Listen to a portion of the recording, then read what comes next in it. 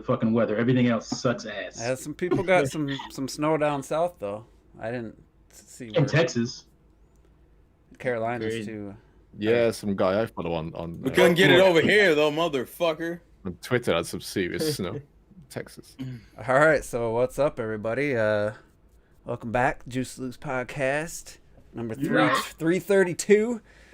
And I had misnumbered like 10 podcasts ago, so I had to go and renumber them all one at a time, which was a painstaking process. But did you really? Yeah, I repeated like it's like 221, I think I repeated.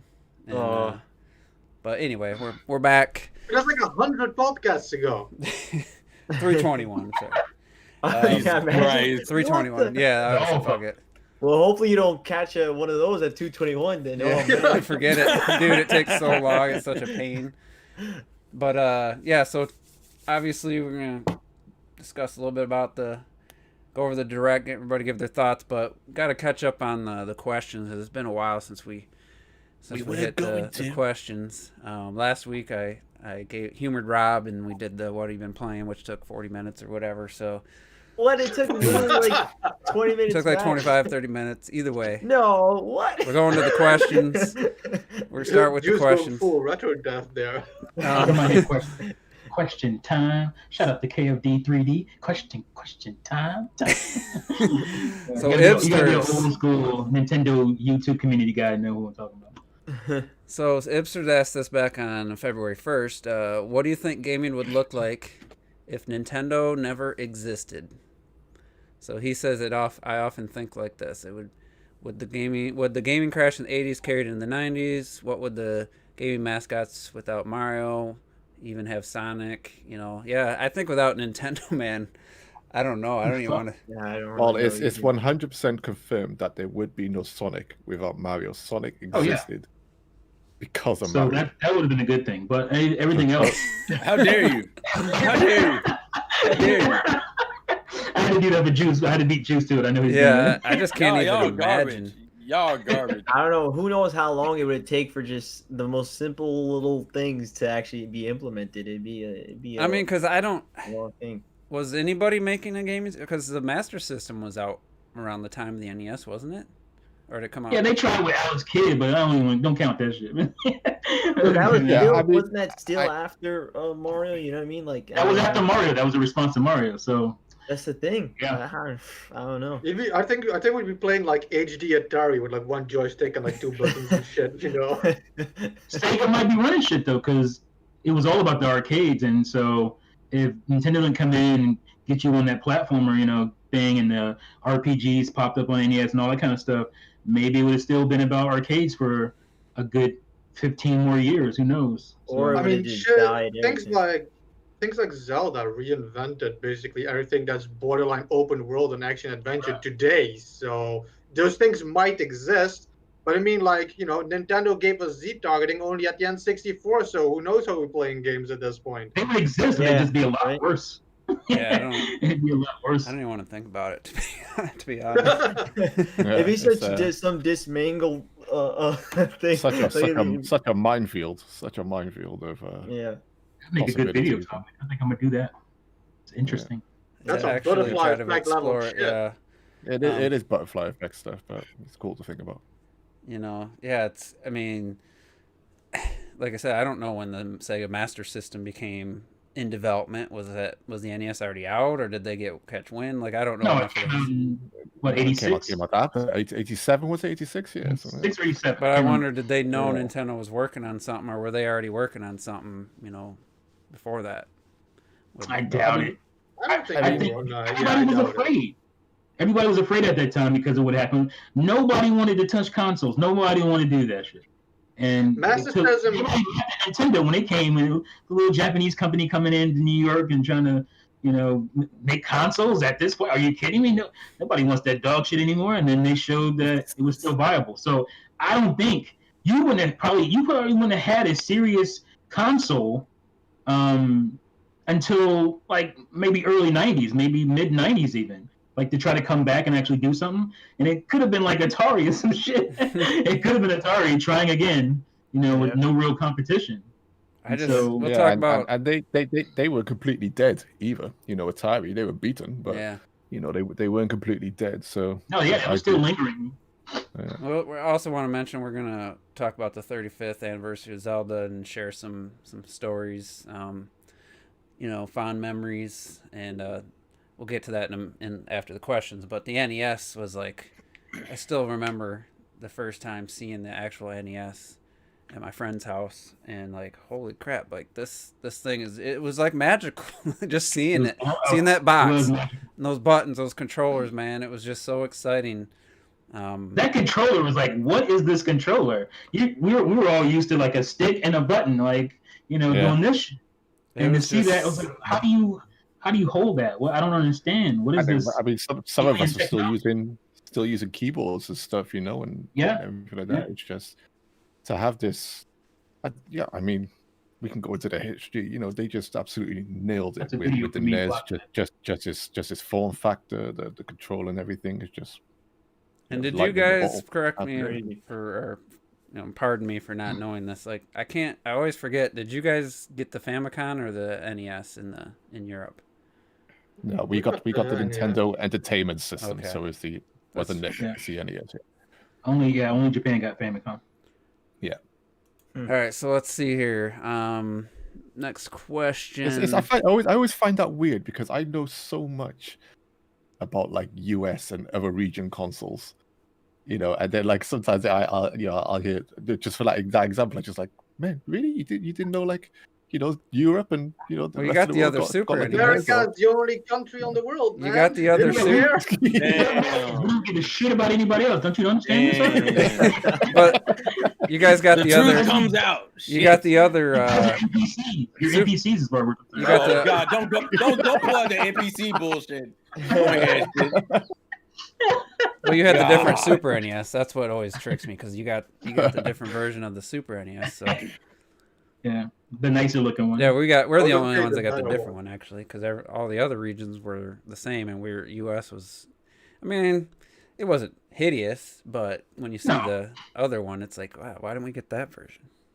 Even if you what you can say about the console, but the controller, just the US controller, is like the life is sucked out of it. You see colors and shit. We can't. We don't like colors, and it was too colors. That's not macho enough. You know what I mean? But I guess we could be back in the 90s already. Yeah. We like that plastic that turned green and yellow though. And mine looks terrible, man. I don't even. Well, I mean, I was tin yellow. If you leave it as sunlight, it's a common thing. Same as the NES. It's oxidized. That's universal. Yeah. Like even the Famicoms did that shit. Yeah, Dreamcast I think did it too. Parts of it turned. Dreamcast. Yep. Yeah. I have a Dreamcast that's totally yellow. Yeah. All right, so let's see here.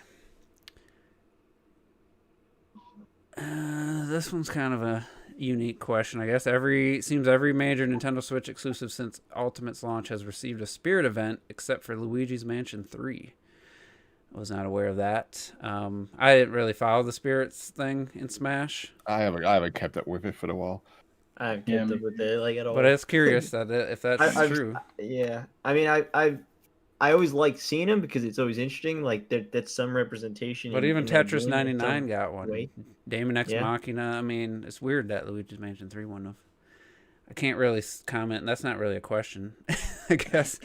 That's more what do you want to see from Luigi? I don't. I guess none of us really do the Spirit thing, so I guess. Well, I did it. I mean, when the game was at its heights, when it first came out and stuff, I'd done it quite religiously, and just trying to unlock everything I can. But like you said, it's just one of those little events that a lot of people eventually gonna fall off. Yeah.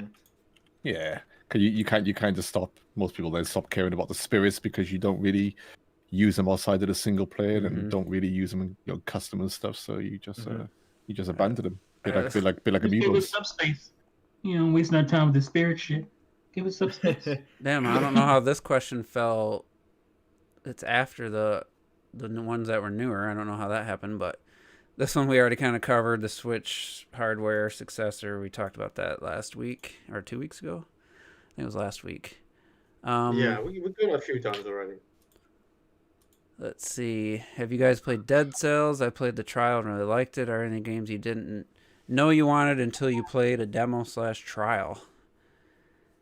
That's a good question because I think I've been turned onto a game because of a demo, and I've also been turned off to a game. But Bayonetta 2, I was intrigued by, but when I played the demo, it was instant that I knew I had to have the game. Did you play the first one? Or? I never played Bayonetta 1, so a Bayonetta 2 demo was the first experience. He's one of those frauds. Oh, remember that shit? Yeah. You were a fraud. Didn't play the first one. Didn't Fatal Frame had a demo. That was another one. That was that was going. I didn't think I'd be interested in, and then I played the demo. Actually, Wonderful 101 is another one. Ironically enough, the demo is better than the main game, than the beginning of the main game, because it actually gives you guard and dodge options that isn't in the main game. I didn't play. I think the last game I could think of like that for me maybe is, even though it wasn't a demo, one game I wasn't sure about was Tokyo Mirage Sessions, and when I just took the risk on a gamble and played it, I absolutely fucking loved it, and I regret to this day not getting the limited edition for it. I'm still mad that I didn't get it. I should have. Turned out to be one of my favorite Wii U games. So I was just like, I fucking love this game, man. I got it, bitch. You think you're better than me, man? You ain't better than me. You got everything out of you, fucking saying. I bought Wii U games, unlike somebody's Nintendo game. I'm buying them now. Fuck you. And I know there was at least one more demo that I was like, but I can't think of it. I honestly don't. Back when in my 360 days, I know I would download a million demos all the damn time, and I'm sure some games I bought because of it, but I don't remember. Especially the indie game section, literally you had to have a demo for every single game, and so I played a lot of demos, but I don't remember if I bought any of them based on that. Yeah, I'm sure I'll remember one later because I know there's at least. Yeah, it's a good question. Currently, I don't really do it anymore. If I see a trailer, I know I want the game. If I download a demo, it's just to already be able to play it. But I remember, especially in the PlayStation 1 era, you got demo disc with like a bunch of demos on it all the time, like every week with all the magazines. And I know for a fact that some PlayStation 1 games I own, I bought them because back then I played the demo of it. But these days, not so much anymore. Oh, wait there, Juice. Did you play the demo of Immortals Phoenix Rising first before you? Oh yeah, the game? You're right. That's a good one, isn't it? Through Stadia at the time, it was the only place to demo. Oh yeah. But honestly, I didn't even. For some reason, I was messing with my computer before work, and I was like, oh, the Stadia got the Immortals demo back. So I jumped on, and I literally just climbed up and flew down, and I was like, I like this story and stuff so far. I climbed one thing, and I was like, yeah, I'd probably pick this up someday. And so I didn't even really go all in with the demo, but I just knew from that little bit that I liked it. So quick question here for, was it Terrell? Yeah. Are you worried about Bravely Default 2? I guess this could be for anybody who played the other ones. Are you worried about Bravely Default 2 since it's being developed by a completely different studio? This new studio primarily makes mobile games. This is their first console game. I didn't know. Not based off the demo I played. I was gonna say, we've already seen it's basically the exact same game, just looking better. I have zero worries about it. Yeah. And Trell disappeared. Worried about. I don't know. Sometimes when, just like Batman or Arkham Origins or whatever, they gave a different team, and they, it wasn't as good. Most people. Hey man, this ain't no shit. Wait, what was the question? My bad. Bravely Default 2. Are you worried that a different studio's making it? It's their first console game. They've only made mobile games up until this point. I'm not really. You mean just in terms visually, or you mean just the game? Just the game. Not really. I think the main problem is gonna have, because I think Bravely second almost went into this, is that it's gonna get kind of samey. I hope there's some variation in that story, because the first game is really good. Then you have that really bad gap in the towards the end of the game where you're just shit, you're just doing the same thing. It feels like, Bravely Second, I think is just more of the same, but it was just more focused. So I'm hoping there's some good deviations through the world of Bravely Default 2. But we'll see. We'll see. I'm looking. I mean, I already got the pre-order. I didn't even think about it. Did that have a demo? I don't. What, Bravely Default? Yeah. I think it's still on it now, isn't it? Yeah, it's still on. You can get it now. A while ago, we got that demo, man. Well, they had one demo, and then they came out with a second demo that has more of the. Oh, yeah, that's right. They were asking for feedback. Yeah, I remember. Yeah, and like I said, to be fair, that side of Square, they've been listening to feedback. You know, they did it with Octopath, and they just made it so much better. You know, based off. Yeah, I'm cool. Yeah. All right, you're glad half full guy. I think they just don't know how to make games no more. They need our help now. See, that's been the case for years. All right, so here's a quick question: do you think Nintendo will do anything for Metroid's 35th anniversary this year? He just said, "Quick yes or no." Anything? Metroid. They'll do something. This podcast is hilarious. Yes, I believe they'll do something. They'll do absolutely. It might just be crawl. Literally. They'll tweet out a Metroid emoji. That's what they'll do. Trilogy coming this year. They'll tweet out a picture with an eggplant. That's what they might just mention it in a direct in passing. We'll get GameCube games on Switch Online before any Metroid stuff. If the trilogy, if it does exist, if it ends up only like the graphical improvement, if you will, of Skyward Sword, they can keep that shit, bro. Like, I don't even want it. I ain't buying that. I need some improvements. It's like people always assume these celebrations are the greatest thing ever. Oh, and 35 is a huge deal for Nintendo. It's like, okay, that's middle age. I don't want to deal with that shit. Zelda so far we got Skyward Sword, and people are like, oh, like didn't even celebrate Mario. You know, you got Mario 35th, which is gone next month. You got Super Mario Brothers 1 ported to fucking Game & Watch. You got the 3D like Marios ported to the Switch, and then you got like Mario 25 or whatever, Fury, like DLC added to another port. It's like there was no celebration and shit. I just said it in the group chat. Apart from the Year of Luigi, did we ever really have like a really good celebration? About maybe one they've done good collection. We had Mario or Zelda 25th was pretty good. Their concerts. They had the Kirby's. I went to those orchestras. Yeah. And Mario 30th was pretty good. They had Mario 30th was pretty fucking good. Yeah, it was really good. So No, but I just mean that everybody just assumes that every 5 years you're gonna have this massive celebration. No. You know, like, no one's asking for a massive. They're just asking for a tweet, for good, solid something put together, some music. Listen, right now, all I was asking for was a fucking tweet. I don't think you even got that. You know, you just an acknowledgement, man. You guys are so selfish. Put together some music in like a 5-minute Nintendo. video of just the music or something compilation. Some kind of acknowledgement for the fans.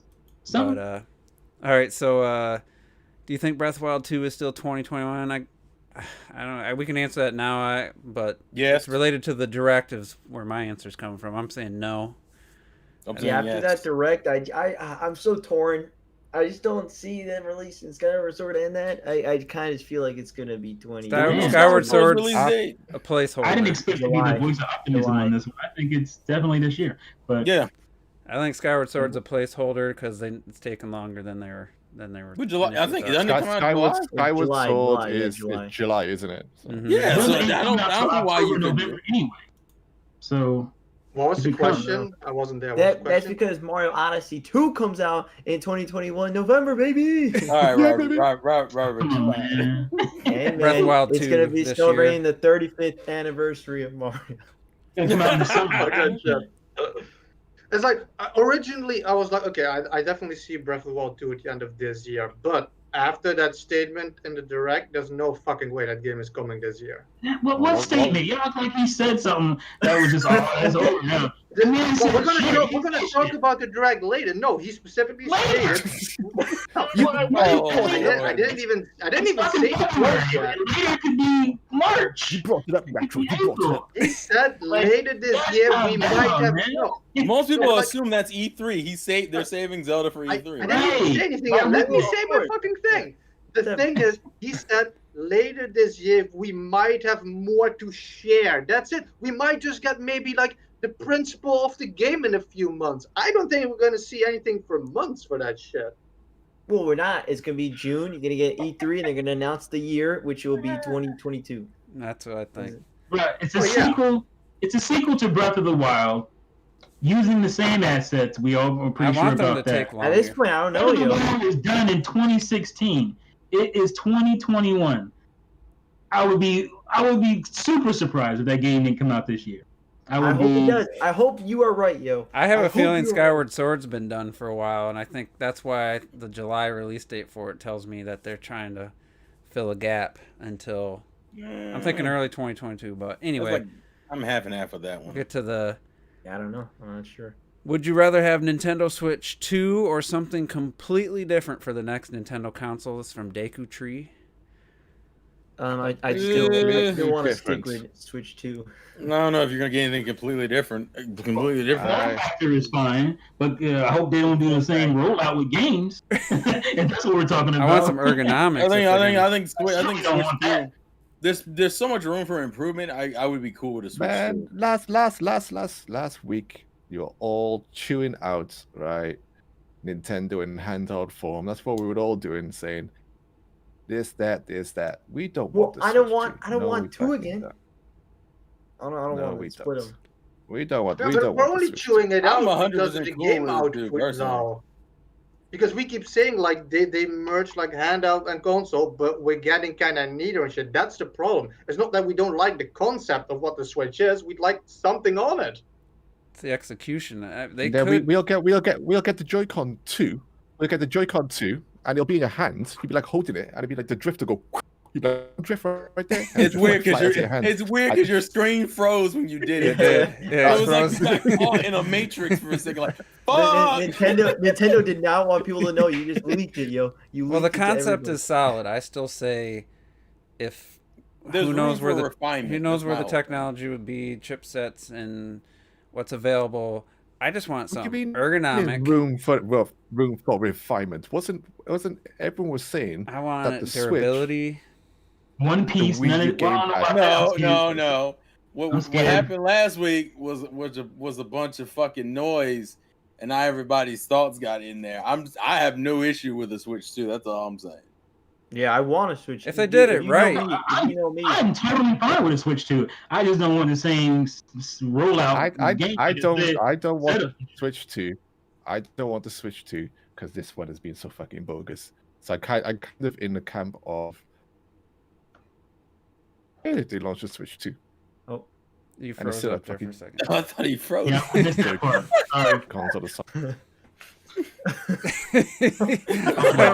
His screen's moving.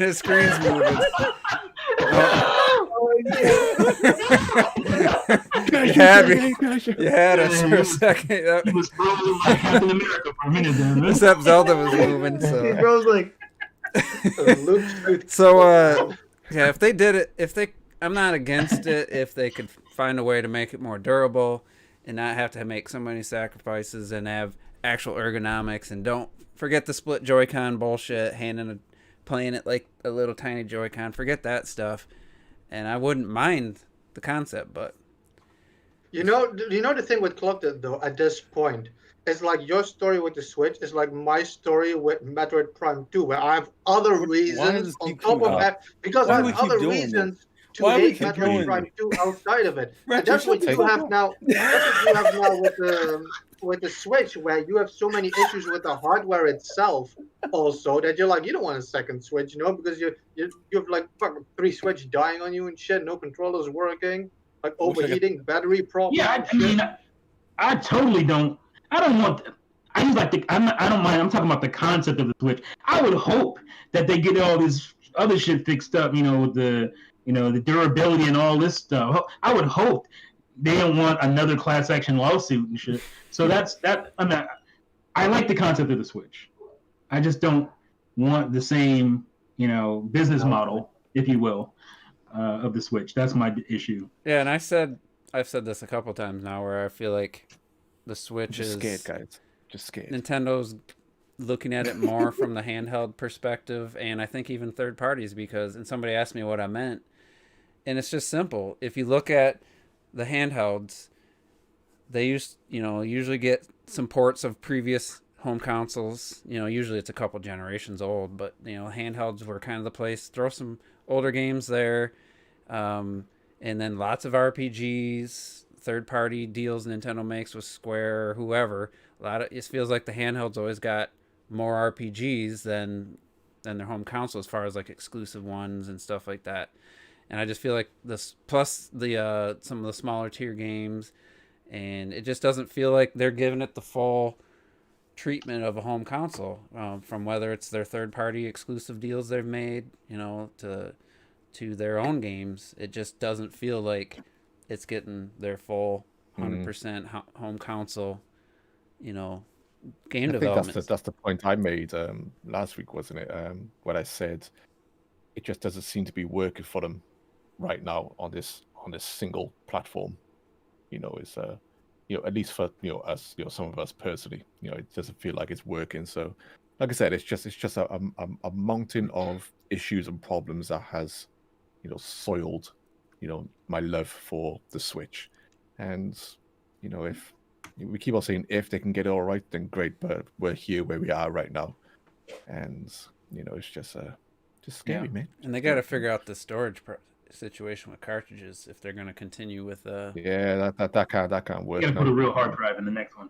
It has to have a good size internally, and they got to find a way to make one of them .2 drives, honestly. Yeah, and the cartridges, you can't be dealing with 4 and 8 being like the price of a Blu-ray disc or something, because I don't care who you are, even Nintendo, like the Breath of the Wild, 14 gigs or something. And so I think the bare minimum should be 16. I didn't even think about that. For some reason, I just completely forgot about the cartridge size. Yeah, that needs to be a because it doesn't really come up in conversation as much. That needs to be a non-issue, because as much as we like to call out, some developers obviously don't know how to compress. They don't know how to, their file sizes are ridiculous. You want your 4K quality textures. Call of Duties and all that. I've downloaded on PC and on my PlayStation 4 some major games, and then I look at the file size and it's 20 gigs. I forget what was the one that surprised me the most. I don't know if it was Control or Immortals, something. Recently I was looking to see what how much space I had. I'm like, it might have been Resident Evil 3. That was 20 gigs. Resident Evil 2 was in the 20s. I was like, these are big, good-looking games. With a lot of Resident Evil 2 has a lot of content. Yeah, that seems like a small. And I'm like, a little bit more. So if Resident Evil 2 can be 26, 28 gigs, whatever it is on the PlayStation 4, on the Pro with the higher res textures and stuff, so that shouldn't be too hard to get to get a game like that down smaller, But then you got other games that are 80 freaking gigs, and it's why? But so you're saying you don't think the cloud gaming is good enough on Switch? No, it doesn't even. The cloud gaming doesn't even look as good as the base Xbox One. I don't think on Switch. It looks ugly to me. I didn't try Hitman 3, by the way. I don't know if anybody did. I didn't control. All right, so let's see. Oh shit! I didn't realize. No, you were streaming that, Robert. No, but that was on PS5, boy. Yeah, but he played the game. I thought you were doing the Switch game, man. All right, why would I play the Switch game? He just bought a new console. It makes no sense. Yeah, and why am I gonna get a damn streaming Switch when I can just play it on PS5? Plus, you can stream to a phone. Pretty soon, you're gonna be able to do that on. You can already do that on. If you have a PS5, you can stream the games to your phone. And Xbox has the cloud. Yeah, but I mean that's not really the same at all, though. I mean, to be fair. But that's not the same. But at the same time, if you can just buy one copy of a game and play it, yeah, I guess so you can have multiple options. For sure. But it's kind of like trying to do remote play with Steam. That shit doesn't really work. But anyway, Lightning has a question for Terrell and Retro Death. I don't know why I asked Terrell because I Well, I guess you do. I don't think you have. I don't know. I asked the question. Well, he says, which is the best Hyrule Warriors on the Switch? I didn't think you had the definitive edition, though. No, I don't. So I don't know why he's asking you. Retro Death, what's the best Hyrule Warriors on the Switch? Yeah, Retro, it makes more sense. It's a very easy answer for that. The best Hyrule Warriors game is the definitive edition. It is.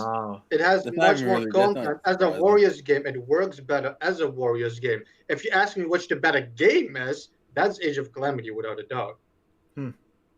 All right, very specific. You trying to be all nuanced? So that's why you watch the channel. Come on now, it's for the nuance. So TriLink is asking a question here, and it's funny because he's talking about 2022, but this was also a lot of the talk for 2020 and then 2021 as well. So he's saying 2022 is looking to be 2017 Part 2 for the Switch. I hope. This seems to be Nintendo's strategy, possibly influenced by COVID delays. Look at how many games could potentially be coming in 2022. And this list is the exact list of games people said for 2020 and 2021. So Breath of the Wild 2, Splatoon 3, which no one predicted that, Bayonetta 3, Metroid Prime 4, Monolith's new game, new Pokemon game. Cool. That's a lot of ifs. A lot of what ifs. The new Pokemon game's coming. I'm gonna say this right now. The new Pokemon game's probably gonna come this year. Well, actually, no, by the end of this week. I'm pretty sure it'll be this year. Yeah. But it depends. It might be a remake, right? It might be a remake. Yeah, and then I'll kill myself. That's besides the point. Might not be. You have all these. But we said this like for 2020. Milquetoast Nintendo YouTube channels, right? That beforehand, oh man, next year is probably gonna be crazy, right? So we get a direct, and people are underwhelmed by it, and these are the same dudes are defending it and shit. It's like, wait a minute, you gassing all these people up, and then when they are gassed up and Nintendo doesn't deliver, you make them like, what the fuck? Like that's got to stop. See, they just wanted the money. Don't you understand that, right? Exactly. It was just for the money. I wanted the ad revenue. Let me get my ad revenue. Let's not talk about people. And when they get excited, fuck them. Let's not talk about those I just trash wanted their people. money, though. I just wanted their Patreon donations. Fuck. Let's not talk about those people. Let's talk about the fact that this 2022 is now the third year in a row of people saying, well, Metroid Prime 4, Bayonetta 3, Breath of the Wild sequel. Well, at least you can take no more heroes. You can take no more heroes off the list now. Yeah, you can take no more heroes off. There is way too much saying. Like, people are saying it to make views and videos, because most of us have been saying the same shit since 2020. Like, you ain't seeing fucking Metroid for another few years. You ain't seeing Bayonetta for another few years. You know, like that shit isn't. That's true. That shit don't even need to come. I mean, back in 2020 and shit, we said that. You know, like now, even now, like a Metroid Bayonetta, I think they're still like 2 years off easily, probably. Like, well, you remember the only thing I'm thinking that is coming in like 2022 is Splatoon. That's it. Like, that whole list isn't coming next. Well, you guys remember when it was? Hold on. What about Breath of the Wild? Yo, you don't think Breath of the Wild is coming out by next year? Maybe, but like, you know, I'm it's for sure coming out. What I'm saying, for me, something that's coming out next year is shit that has been confirmed. Splatoon, bam, that's it, you know? And, yeah, I get that. Yeah, that's true. But if Nintendo can't get Breath of the Wild out this year, they are complete dog shit. 5 years, same assets from the last game. Could you imagine, you know, well, you can't imagine it because it's a similar situation with Majora's Mask. I mean, I'm sure, obviously, it's not exactly the same because Majora's Mask was a smaller game than Ocarina of Time. But, much smaller. You know, imagine Majora's Mask coming out 4 years after Ocarina of Time. Being that and being that many years later. That would be crazy. But you guys remember 2019 where, like, imagine you got Animal Crossing, you got Fire Emblem, you got Luigi's Mansion 3, you got Metroid Prime 4 possibly, you got Bayonetta 3 possibly, you know? And it's like we've been saying the same shit. Like, keep on Silk Song. But we have to admit, eventually it's eventually gonna happen, yo. That's exactly the problem with this Metroid Prime like HD trilogy, and pisses me off. That shit was never going to be made 5 years ago. But people keep saying it so much. At this point, yeah, you probably are going to get it. But that wasn't a fucking concept like 5 years ago. But if you keep repeating it, at some point you're going to be right. What happens? I don't even give a shit about Metroid Prime Trilogy anymore. I'm over. I already bought it twice anyway. Fuck it. I don't care anymore. What happens though? I don't even care. If there's never another 2017, what if it's the next 3 years are the same? Maybe 3-4 games. There's not another 2017. I just wonder. Looking back. No. This gotta be one. We're never gonna see a 2017 again. I don't think on the Switch, or I think if it's, I really think they're gonna save and have another 2017 be the launch of the next system. Let's get it off to it. They think that's a good formula. They saw what happened with the Switch and like that's a good formula. Let's do that shit again for our next console. So yeah, they might do it for another console, but I don't think you're gonna see another year like that on Switch. Because really, I mean. Like I asked you guys, what games do you think could come out that they didn't announce yet this year? Because no one predicted Age of Calamity and Paper Mario. Those came out. That was the two big game, for the second half of the year. And if that's 2 games equivalent to that on top of new Pokemon, Mario Golf, Bowser's Fury, just from Nintendo speaking,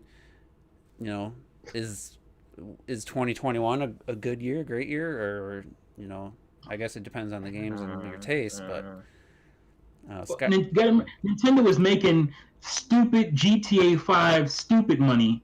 I don't give a damn money right now.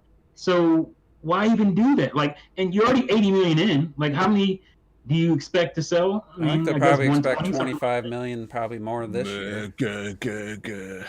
So. They got to have something for the holidays because at least they had. Oh yeah.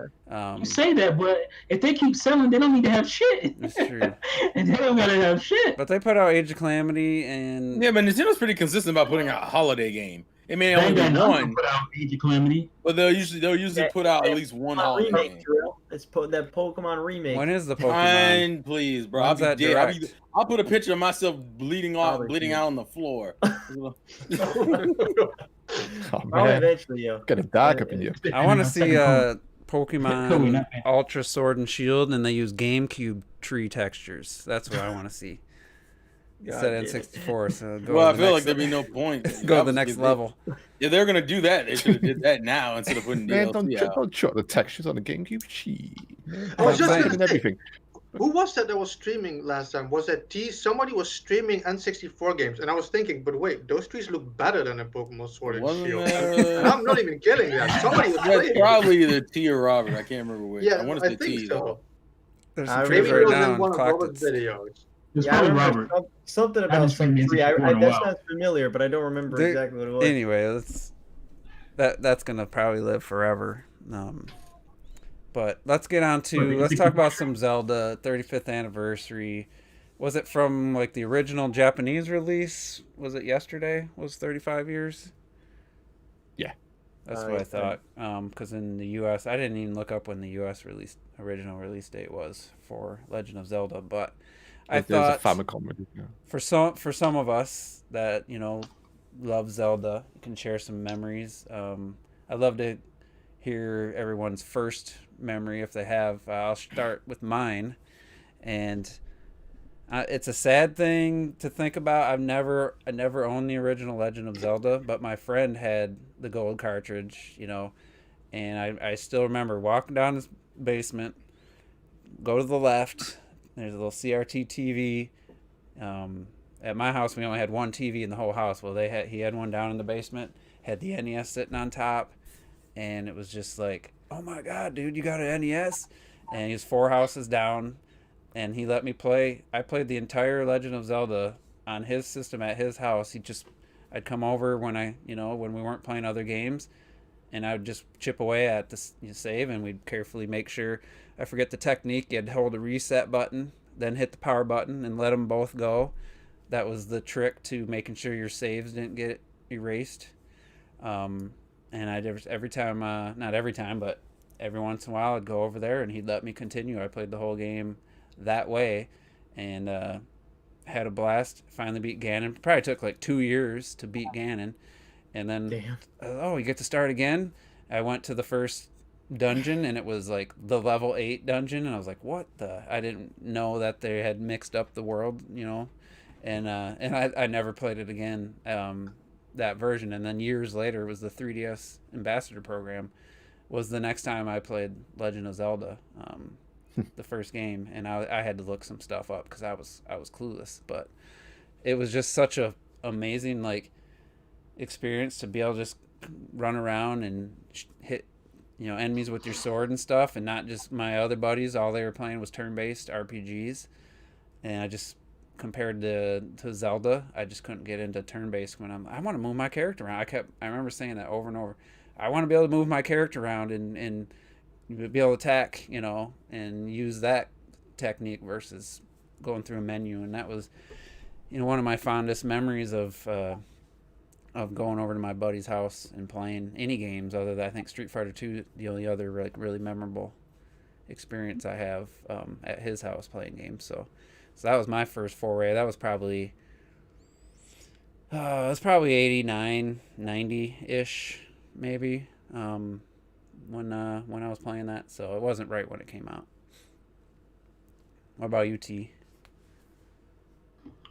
Well, I was pretty fortunate because I had uncles and cousins who were like a little older than me, and they actually had their own income. So right away, like my uncle had it, like I'm talking 85, like when nobody had it.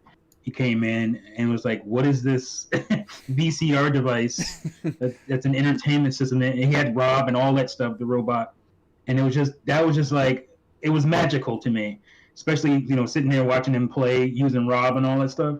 Like nobody really talks about Rob, but I mean, because it was a selling point, right? Like we all know Rob, was just to make people okay with buying a game console. It was kind of a Trojan horse, but it still was fucking unbelievable in 1985 to see this little robot thing spinning these wheels or these little plates and whatnot and helping you and gyromite, and it was unbelievable. And the first thing I saw was Gyromite, and what was the actual Rob game? I can't remember. And then obviously Super Mario Brothers is just like completely blew my freaking skull off. I was like, what is this? Because before that you had Pac-Man, you had one screen, and you're going gobble gobble gobble around the goddamn screen, or you have Popeye or Donkey Kong. All the stuff was one screen stuff. You had some scrolling games at that point, but it wasn't the best scrolling. It was like really slow. And Mario was fast. It was 60 frames. Like even that just blew my mind. Seeing 60 frames in 1985 was just like, what is this? This is alien technology.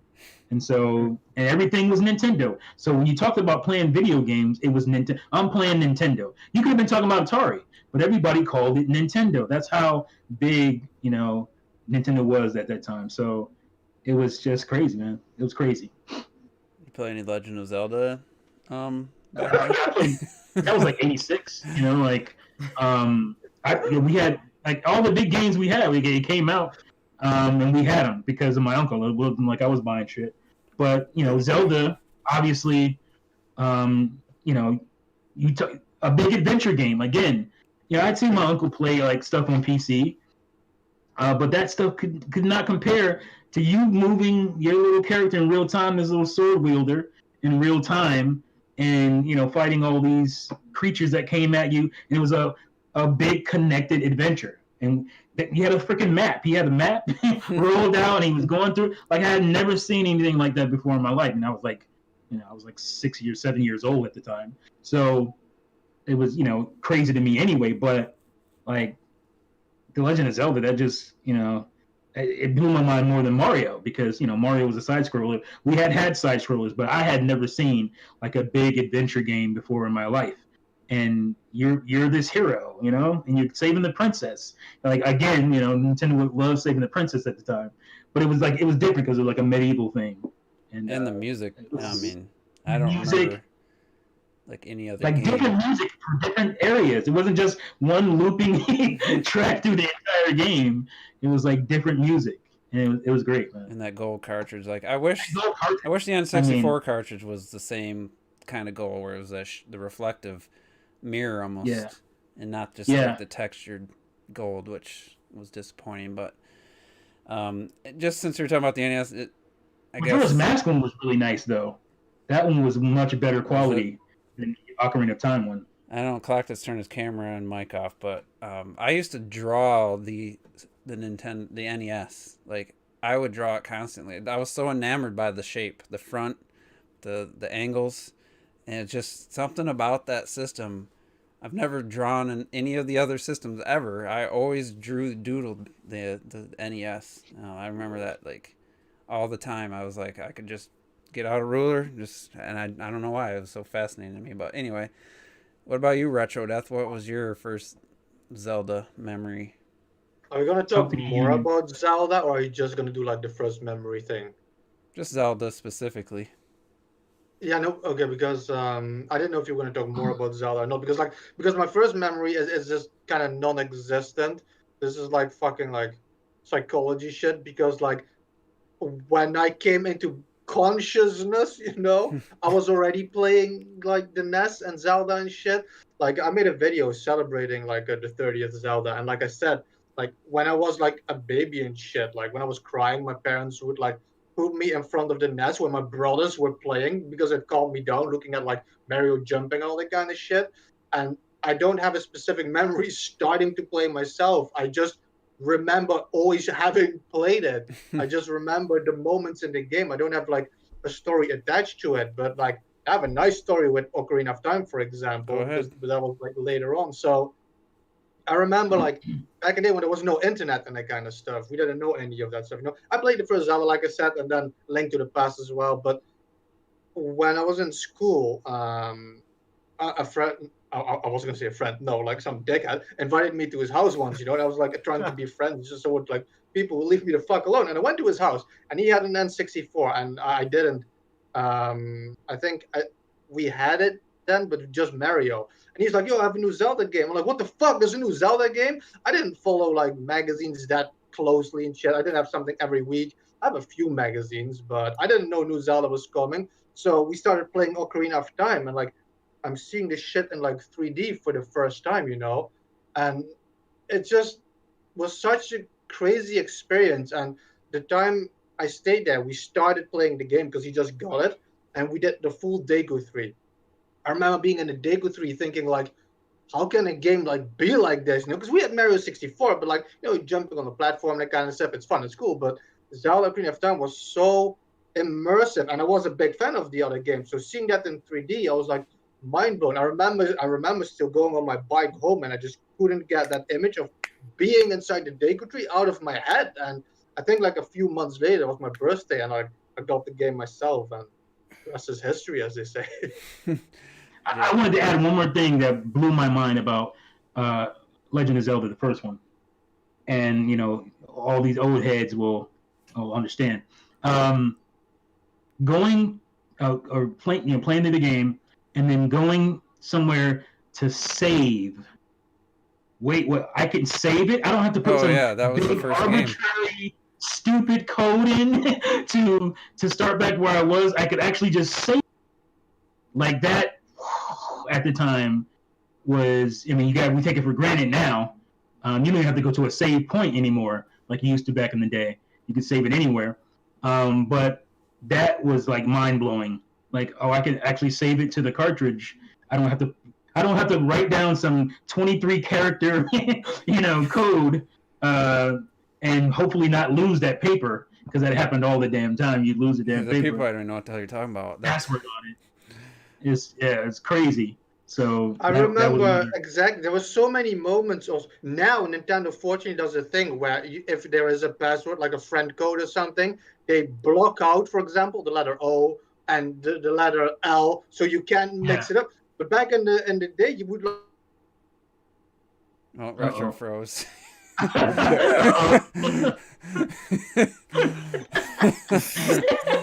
What the fuck? Oh no. Retro, you froze, but yeah, we'll get clocked it. You wipe yourself off, you're dead, Retro.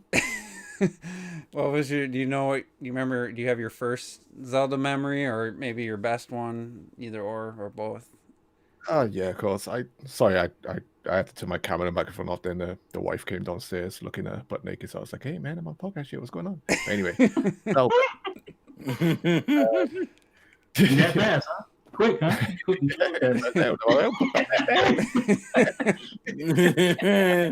I'm busy. But you sweating and floating. I got my NES, my own personal NES, much later. It was difficult, back then. My mum was a single parent, and buying consoles and everything is hard back then. So I always got things originally just a bit later. But my friend Rashid next door, and my best long-term friend Faisal, his father, is the same guy who had this massive wall of Atari games, and he also had this massive wall of NES games. So I'd go around, my best friend's house and play the original Zelda, and we both never completed it. Never saw the ending. We get stuck up in the mountains. We go to some areas, and the areas look like they're repeating themselves and stuff. We were just boggled. Never completed the original Zelda, and to this day, I have never completed it. My friend Rashid had the second Zelda game. I played it a tiny bit, didn't like it. So Zelda 1 and 2, I have never completed to this day. I have never completed those games. What? Yep, I've never completed them. I don't blame you. I've never personally owned them myself, because when I got my NES, because my friend had a lot of those games, I would just, if I wanted to, I'd play them over there. But obviously I still got a few of my own games myself, but I ignored the Zeldas and stuff because we just couldn't complete them. So my first real Zelda experience was with Link to the Past, Link's Awakening, sorry, on the Game Boy, Link's Awakening. My original memory, one of my biggest memories of that was I used to do gymnastics, like I've told you guys before, and I traveled to Germany, and we traveled to Germany, France by coach back then. You go on coach, go onto a ferry, cross the English Channel, and go to Europe, go to Germany, France and stuff. And I had my original Game Boy, and I had this case, this newbie case. I don't know if you can see it here, like this case, original Game Boy case, and you'd put the Game Boy in the case like this, and that's how it would look. And you would like the 1980s fit, the 1990s fit. And that's how I'd play my Game Boy, just to protect it and stuff. Mm-hmm. Yeah. And then you could put some games at the top there. You can see some cases there, whatever. But like when we were on the coach, we'd come back at night time. I always tell this story, and because I didn't have my Game Boy Light originally, I first completed Link's Awakening on the coach at nighttime coming back from Germany. And the way I completed it, because we weren't allowed the lights on in the coach at nighttime, would be going past, and the street light would illuminate my Game Boy. Yeah, so I'd be in the dark like this, and the street light would illuminate my Game Boy. I'd move a bit, and I'd be squinting. Then street light would come, and I'd move more, squint, move more, and stuff. That's some hardcore shit right there. And somehow I got through the Windfish's lair, which is amazing itself. While on that coach journey, I'll never forget that. But that's one of my really early personal Zelda memories, and obviously I got a wealth. But did you go back to it thinking, man, where is that dungeon with all the spotlights? You have to duck in and out of exactly. But, no, I mean back you just back there you didn't care. And then like on the second trip we went to France, and my friend had a Game Boy Light, and I borrowed, then we'd swap over, and I borrowed off him. I play for the bit. I play Super Mario Land and stuff and everything. But my Zelda history then is just rife and rife afterwards. We're playing Link to the Past with my friends again. I was there for the launch of Ocarina of Time when I was working in the game shop. That was absolutely fucking unreal. Unbelievable. And I'll just tell the story quickly. I know we need to move on, but on the launch of Ocarina of Time, there was only so many limited copies in our shop, and pre-orders were absolutely wild. We had this shutter, and you'd have to push the button on the side of the wall, and the electric shutter would slowly raise up like you have on the shops, the electric shutters going up. Mm-hmm. And we had a mass of parents outside the shutter on the Zelda launch. They were banging on the shutters. They were fighting outside there. We were like, please calm down. We got enough copies. I raised the shutter slowly, and they start rolling, like commando roll on the floor underneath the shutter as it's rolling. Oh, yeah. Yeah. Run into the counter. I was like, please calm down. You could just not film me. Rose up.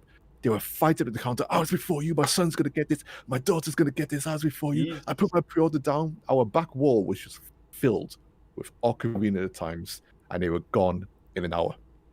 Yeah, gone. I witnessed that myself, and I remember people fighting to get to the head of the line or whatever, and I showed up in my black. I think it was black T-shirt.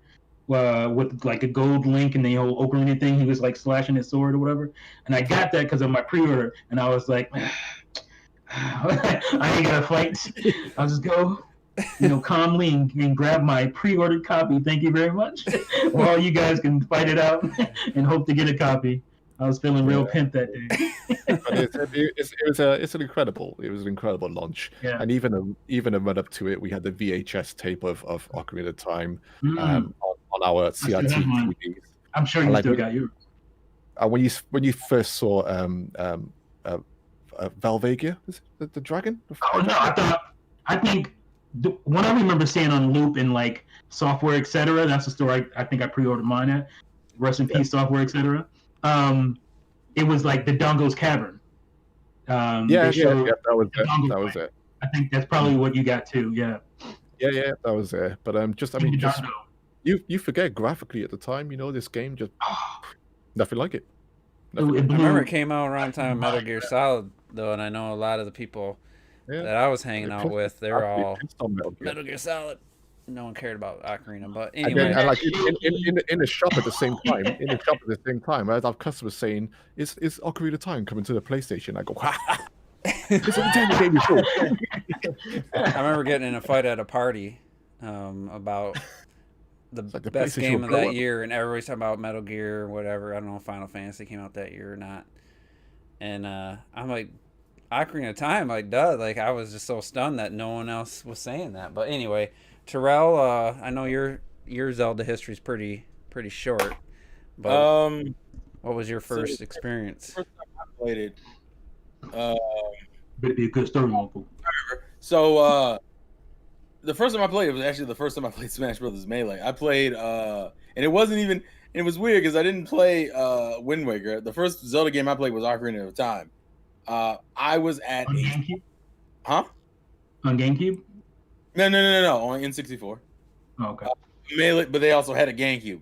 But I was at summer camp and they had those games there, and one of the kids was like, this shit's too hard, and so I went and I picked it up just out of curiosity because I had never played it before, and it was the goddamn water temple, and I was like, and at the time I didn't know that's what it was, and I'm like, oh, that's why they put this shit down, and I didn't find out until I was older, like, this is 100% bullshit.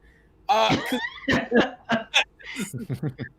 that temple. I mean, it's weird. This version, I will say, does rectify the issues with. I don't remember having too much of a problem with it, but anyway. It's a pretty notorious section online. There's some bullshit in there. My interactions with Zelda up before that was just kind of passing glances. I would see commercials for the games. I would see like pictures and stuff, but like I was so young, it was just kind of I was invested in other things. And remember, it was also around the time where Pokemon Mania kind of took over, so I didn't really buy anything else that wasn't Pokemon. Like that was it. But I think my interest in Zelda grew over time. It was very much that was the start, and then for some reason I don't remember anything of Wind Waker when that was coming out. No, it's a lie. I played a demo thing. A lot of my experiences with Zelda up until recently were demo kiosks. So like Wind Waker played on demo kiosks. Twilight Princess, a friend had it, and that was when YouTube era kicked in. So I started watching more and getting more invested, which led to the eventual purchasing. What's funny, I purchased Wind Waker HD, didn't finish it, and then I bought Breath of the Wild, beat that, and I was like, woo, I'm a Zelda now. You never finished Wind Waker? No, I think I got to the second dungeon. Well, there's only 3 main dungeons? Or is there 4? Yeah. GameCube, man. On the Wii U, you should finish that. No, I should finish it, but that requires me to put my Wii U back together. I mean, connect it back, and I don't want to do that. Yeah, what happened to your Wii U? Put it back together. One thing I will say. All you have to do is just go click. It's in. It's already plugged in. One thing I will say about the water temple, I know a lot of people, some people didn't struggle with it. A lot of people did struggle with it, and it took me a few weeks to complete the water temple. But what I'll say is you have to remember at the time, 3D was still of that scale and complexity was still so brand new. The only other time I experienced something like that in 3D, similar to the water temple, was in the original Tomb Raider. And I was in St. Francis's Folly, and you had this multi-tiered level where you had to do the puzzles with all the Greek gods and stuff. Yeah, that's the only other time. So in my history up till then, I'd only ever experienced a multi-towered puzzle structure like that with very little waypoints twice in my life, and that's still in 1998. So for a lot of people, it was. I believe a lot of the talk about the water temple is 2020 hindsight stuff. I don't think I was too blown away to be like frustrated with the water temple. Like, it took me a while, it was tedious, but I enjoyed every goddamn minute of it. Unlike St. Francis Folly, like you said, because the controls were nowhere near as good. And you had to take your time with Lara on that because you'd fall to your death easy. Exactly. But I never hated the water temple. It's a beautifully designed temple. It sounds great. It looks great. The boss was super underwhelming. Link where you had to use a different sword. Yeah. Yeah, that's the tricky part. That was the best part. That was the tricky part for me because I didn't reinforce the sword. So and it's awesome because you run up to the door, the door's still locked, and you turn around, and it's just fucking stand there like so fucking. I had to beat him with the broken sword because I didn't. That's what I beat him with. Yeah. And next time I played it, obviously I had it forged. But Robert, you got a lot of Zelda games there. What was the first one you played? So this is a bit of just a collection and not really played, not yet at least. I saw you guys. I'm like, all right, I can't not have shit up real quick, so I just made it. So for me, my first Zelda game was Wind Waker HD. I mean, that was my first Zelda game. And then after I purchased all these afterwards, and then obviously Breath of the Wild stuff in the back, but it is what it is. Did you complete Wind Waker, Robert? I played the shit out of that game. That was a game where I saw it, at E3 or no, it was the January Direct in 2013, right? That was the Nintendo Direct when they're like, oh, we have just to hold you over for Zelda, which is so funny. Mm-hmm. Hold us over for Zelda Wind Waker in 2013. How hilarious! Imagine. I can't imagine. Sorry to cut you off. I think man, for your first Zelda, Wind Waker HD, that must be a beautiful experience, man. Yeah, it's one of the greatest experiences, period, in my life. It is an incredible game, and every time I play a Zelda game, I feel like you're transported to an adventure. We always talk about these adventure games. Zelda is genuinely an adventure, and it feels like that every single time, whether it be Breath of the Wild or Link's Awakening, Twilight Princess, like those are the ones that I beat from here. Yeah, and so it's like those are the ones that like every single you put it in the music, the atmosphere, the art style, all that just culminates to one magical ass package every single time, and it blows my mind. And especially like Wind Waker, especially like when you just the first time you hear the intro theme, and it's just like holy crap, this is something different right here. Mm-hmm. Yeah. And it is a different Zelda. Yeah, definitely. And I've never experienced anything like that, and I don't know if you ever will experience. Each Zelda game I feel are very unique from one another. At least the ones that I've played. So you could imagine then for us when we then first saw the redesign of, we first saw the reveal of the next Zelda game on GameCube. You had a cheeky little Link running down the cartoon tunnel. Yeah. He's doing Metal Gear and stuff. I totally get how everyone wanted a more mature Zelda, and it wasn't. Not everyone, wanted it. But I'm just saying, in terms of the unique, new look to a Link that you hadn't seen before. It's a drastic difference when you think about it. It's it's night and goddamn day. Imagine Paper Mario being the next mainline Mario. You know what I mean? Like that was the you know what I'm saying? Or it's like that's the new Mario adventure. Like we've never had that for Mario. And Zelda's the only one that really you have these mainline titles that are drastically different art styles from one another. And the problem that came from Wind Waker, because you just mentioned that, was the fact that back then we already suffered from that tech demo thing where we just assumed the tech demo was what the game was going to be. So I was the same. You saw the tech demo and it blew me away. And you're like, okay, bring this new Zelda up. And I didn't know back then yet what a tech demo was. And then you see Wind Waker and I was like, the fuck is this? It was easy. It was easy to be crazy. It was easy to be crazy excited about it. Sorry, T, go on. I was just gonna say, I remember looking at him like, what is this? 8-year-old blinky-eyed Link bullshit. What is this? So I'm putting on the screen the tech demo for those that didn't see it. Yeah, but the thing about the tech demo. I'm just gonna finish what I was saying. Go on. Then you start playing it, and you just fall in love with it, and. You forget about all that. I think Robert is lucky that Wind Waker was his first real Zelda that he played, because I always stand by the fact that Wind Waker, out of all the Zeldas, is, in my opinion, the biggest adventure out of all the adventures. It just, you're starting off with this little island and you're setting out in a massive ocean with your boat, and you're traveling. And even if it wasn't made because of the limitations of what they could do with the open world bullshit, I don't care. It's a fucking massive adventure. Right. And when we HD, what it did to the sky and the lighting, unlike a lot of people, I liked the movie Waterworld, and that's what Wind Waker was to me. It was Waterworld. Yeah. I wanted to play the game Waterworld, and it was good. I don't understand it. It's so famous, but you have to remember when. We came off essentially, even though we'd had Majora's Mask and stuff.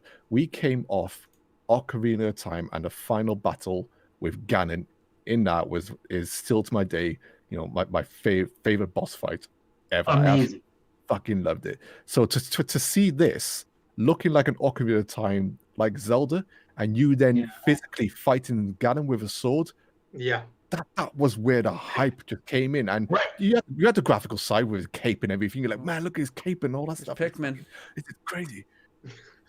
But Mario 128 sword to sword with Ganon until what? Wind Waker? Yeah. Like you didn't really get to fight sword to sword with him, and so we saw that my favorite boss Space World, and we're like, oh my god, it's amazing. Yeah, that final Wind Waker fight is fucking art, like actually fighting with swords and shit. So good. Yeah, it's so good. So good. And that's when we got a taste of that dialogue of Ganon. The wind is blowing. All this stuff. You're like, oh shit, man, he's got reason, man. He's got reason. This is amazing. Yeah, the sailing and everything. I love the sailing. I personally, you do. I would have loved the music doing that. You're just going around and it doesn't feel monotonous or anything. I absolutely love it. They fixed a lot of things in Wind Waker HD, but at the time I didn't give a shit about none of that stuff. I was in the game. I was disappointed when it was like you're fighting all the same bosses in the fourth dungeon or wherever you're just fighting. I remember thinking that. Yeah, I was definitely like wanting more, variety's sake. But I just meant like some of the mechanics, some of the stuff like that, having to do the wind and stuff. Yeah, I went the that wrong never way. bothered me at the time. It was frustrating. It was tedious, but it wasn't. The thing that blew me away so much in Wind Waker was the fact that it was the first Zelda where it felt like Link was fighting. He had all these cool sword moves, these counter moves, these saltos over the enemy and shit. You could take their weapons that you beat out of their hands, beat the shit out of them with their own weapons and shit. Like it just made it grand, amazing. Well, and I also like every single island, they're super memorable, and all the music. Really, the music in Wind Waker is unbelievable. That shit sticks with you for Speaking of music, I still remember Zelda reveal. I honestly didn't see that coming. Yeah, I didn't see that. Oh yeah. At the time. But so I'm gonna share one last story. Back in, I don't know the exact year because I wasn't I didn't have like a journal or anything, but I'm pretty sure I got my What? Can I just say one question to Rob, just quickly? Sorry, I can see you've got 4 swords. Yeah. 4 swords. Have you played that? Not yet. I just wanted. That's like the SNES game, right? It's like almost SNES top-down Link to the Past Zelda, but it uses complete Wind Waker effects. So like when you blow the bombs, you get those puffs of swirl, the smoke and stuff, and all that. It's gorgeous games. I do. Yeah, give it a blast. Well, you could play it one player, right? I don't have to have. Yeah, you can. Yeah, it's a little bit tough. Yeah. All right, good. Yeah, that'd be on the backlog one day. Go ahead, all right, so you gotta get 3 games or Game Boys together. Never played 4 Swords, by the way.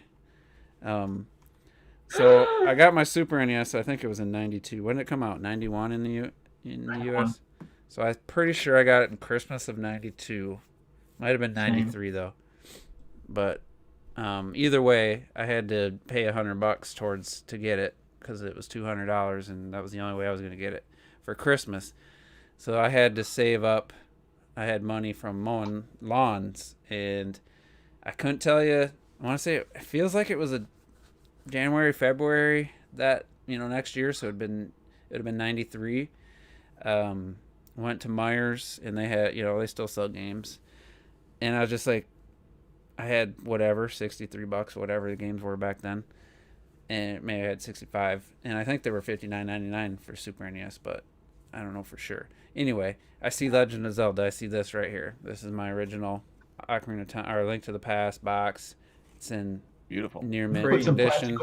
Crazy, look at that. Yep. Looks beautiful, and it's got the map, fold out maps, got a little hint book, and I put that in. We still only had one TV in the house, and I remember exactly because my mom moves the living room around a lot. I remember exactly where the TV was. I put that in. And I just saw the Triforce, I don't want to try to replicate the noise it makes. And then you hear the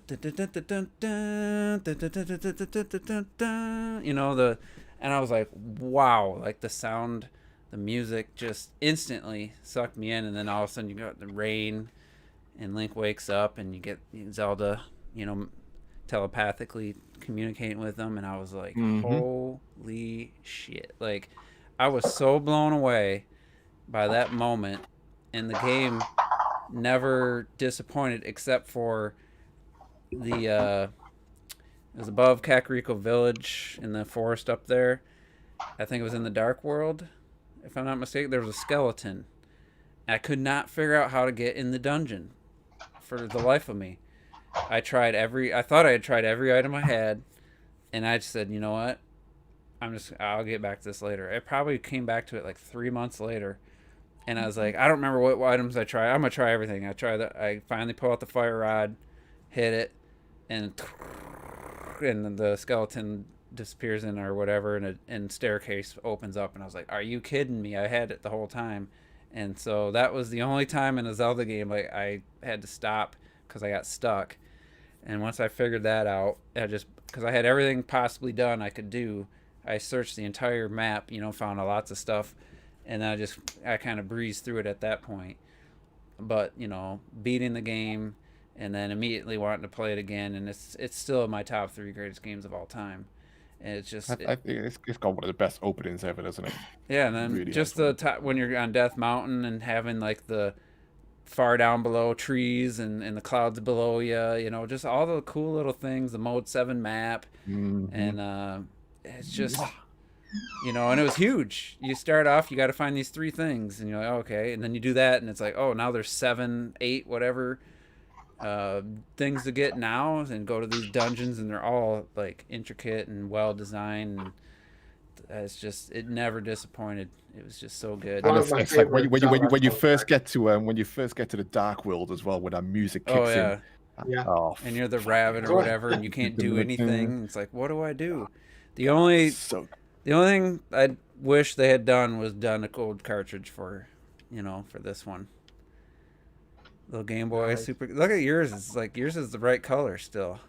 Take my shit out, son. You son of a bitch. My shit clean. Yep. Mine's green. Has that happened? I thought it just always yellow. I mentioned their Game Boy, Super Game Boy thing on the Super Nintendo, so I had to show off.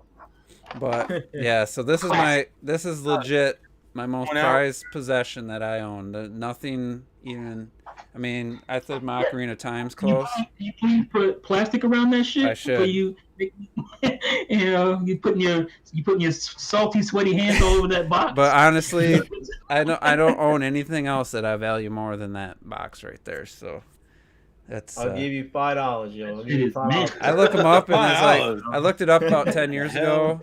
And it's like, oh, $100 for a complete in box version opened. And I'm like, I wouldn't sell that for $1,000. Like, no, I thought it'd be worth way more. When you think about it's like even like $1,000, it's just we're fortunate to say $1,000 we'd burn through it pretty quickly, and it just wouldn't. I don't think anything would replace some of these games for us. Just feeling empty as shit inside after nothing. I tell you what you want to know what the price is now though. I mean, it's but I did put it in the Super NES about 3-4 years ago, and my save file was still there. After sitting. No, it's really good. It won't run out. It's really good. And Nintendium. I haven't lost a single SNES save file on any of my cartridges. And then the other thing I would say is Ocarina of Time.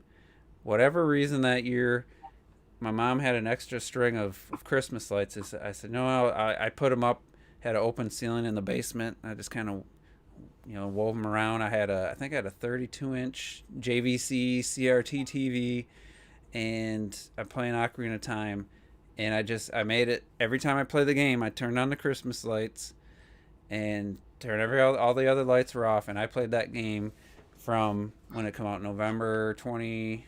Was that 21st or? It was right around time of my birthday, and I finished it Christmas Eve night. And it was just so epic, man. I never put Christmas lights up before, and I never did it again. I don't know what it was about that year I did it, and I always think of that every time I think of Ocarina of Time. And just, I didn't get all the math. I didn't do that side quest where you have to do the exchange and all that. Get that shit. But so yeah, it was just fond memories, man. No other. I hate him so much. I can't think of any other than Mario 64. I really can't think of any other franchises, games that just have I have such fond memories of, just other than just playing the game itself. So, but anyway, I think we should discuss the Nintendo Direct. We got 40 minutes, and I've got that Wiimote. Okay, I didn't get that Wiimote. I kind of wish I had. Somebody mentioned it in the chat. Who was that? Lucius? I wish I would have got that. No, I never did, though. You didn't get this? You didn't get the... No, I had the Wii Motion Plus. I listen to this regularly. Did that have it built in? The Wii Motion? No, it comes with a disc. Oh, you mean... the Wii Motion, was that built in? Yeah. See, I got the Tiger Woods pack that had the little plug-in, and that's how I played it. The Wii Motion Plus. Yeah. But I regret not having that version. And that was only what? $70? Was that $70 or 60? It was 70. Because you also have this little thing then too. Man, this is why I'm not buying. This is why I'm not buying Skyward Sword again. I don't need. Well, you want to know how much? You want to know how much the lowest to just get a remote now for that shit is 70. Yeah. Just the remote. Just the remote, and that's used. It's a used remote.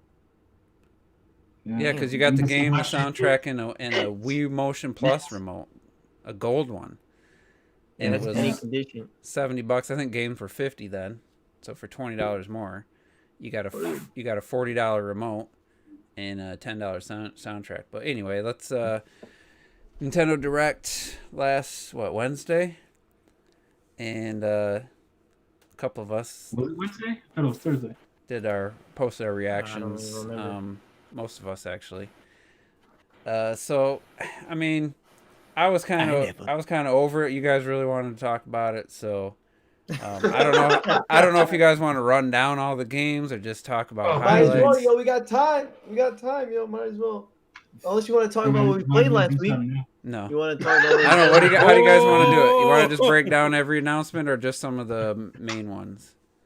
Let's go main. Usually go every announcement. Yeah, we could read them off, and then if we have anything to say, it depends what you class. It depends what you class as a main announcement. You know, all our main announcements are different games, man. I count Pyre Mithra as an announcement.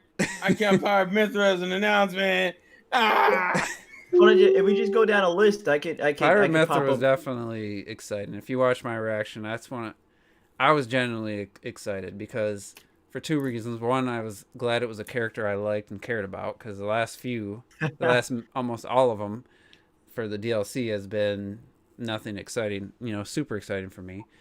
And I was glad to see them return to a first party character, and I was like, yes. And then they look perfect, and I was like, if this is what they're starting, this direct's gonna be good. That's what I said. Holy shit, this is gonna be awesome. So that was one of the hypest character reveals since Bayonetta for me personally, so I thought I was pretty happy with that, and it actually made me play Smash, and I bought Min because I was just like, yes, that's what I want to see. So that was my. It's since Xenoblade 2 launch, I've wanted Rex in this because more Xenoblade reps is always good and shit. It's a great character, but Nintendo did even better. It's you're getting Rex, but without Rex. It doesn't get better than that. It's perfect. I feel I'm offended low-key about that. All right. Yeah, I was happy that Rex wasn't the main character. Me too. I'm surprised. I like Rex. Come on. There's a lot of disrespect in here for Rex. Yeah, man. Rex I feel y'all need to put some respect on this. He's too young. Too young for those guys. Too young want to put them hands. He ain't got no hands because he's too young, man. Fuck y'all. Until him put some hands on, then I might respect his ass. Man, fuck you, man. I love how he talks, yo. Pyra, his Pyra. His scream is the most pathetic voice acting scream I think I've ever heard. No, come He's on. supposed to be actually screaming, and it's a person. You haven't watched enough if that's the case. And it's a person going no instead of actually somebody screaming in agony or something. He just and that's why I just stick with the Japanese. The point I'm making. But anyway, man, all right, hey man, you're saying the same thing in Japanese. You just don't know. But they actually scream that shit. Man, I don't know. Yeah, so he's screaming. I'm happy she's represented. I'm a little salty about Rex not being the main, but it's fine. I can take that because I need my Xenoblade 2 respect. And motherfuckers are online talking about, all you fucking anime weirdos just got your little fucking big titty character. And I told them motherfuckers, eat a dick. Eat a dick. Give me all the hentai I need. Fuck you. Dick, yo. Why does it bother people that they nerf the titties, by the way? I don't want to talk about that, T. Shut up. They're still pretty ample. The people guy with the big boobs and whatever. First of all, I don't even like the big boobs. I just think she's a cool character. But when we played Smash with Juice and Robert afterwards, Robert was getting a hard on for the Sephiroth. Chicks like that shit too. Guys you can't have a nice looking girl and a hot looking guy in the game. There's nothing wrong with appreciating art. Yeah. Yeah, man. Has the same Robert was getting pretty excited about Sephiroth without the shirt. Appreciating art rapidly with your hand. Well,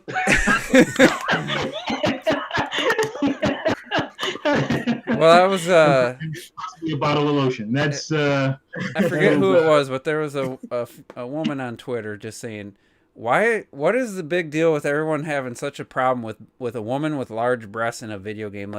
There are women like that in the real world if you haven't noticed, they can't just always make them have small boobs just so it doesn't offend not that size though. Yeah, not that size. I beg to differ. Oh god. Actually, there are women, maybe they aren't real, but they still exist. Hey, yeah, man. And it's that's how the character was designed. They don't always have to be like that. Respect the art. Mia's also in the game, in the background, but I'm vindicated now. I don't care. I'm vindicated. A lot of these characters are designed by women. No. Well, Bayonetta was. That was the other thing. Bayonetta, a prime example. So, yeah, people used to talk about Bayonetta being too sexy. I'm like, that was a woman who designed it, right? or help I design it. I have a question for you, Terrell, because just not relating to that kind of, but like, would you have liked it better if they would have stuck Rex in the background like the Pokemon trainer? No, that would be funny. I would only insert. I don't feel like I don't feel like he would have been there the whole time. I'm conflicted because it's kind of funny to me. It is kind of funny to me, but no. Shame him. Shame him. I was just gonna say. I hope every time that she gets knocked out, all you hear is that would be awesome. I think I'm fine with that. That would be the greatest thing. He's a young boy. Don't forget me. Then you can take me. Don't forget me. Oh man. Forget me. If I can't get a reference to that meme in the game, I'll be pissed, bro. Maybe it just have Pyrus say nonchalantly, "Think you can take me?" Yeah, she said the phrase. You can take me. Don't forget me. Everyone became.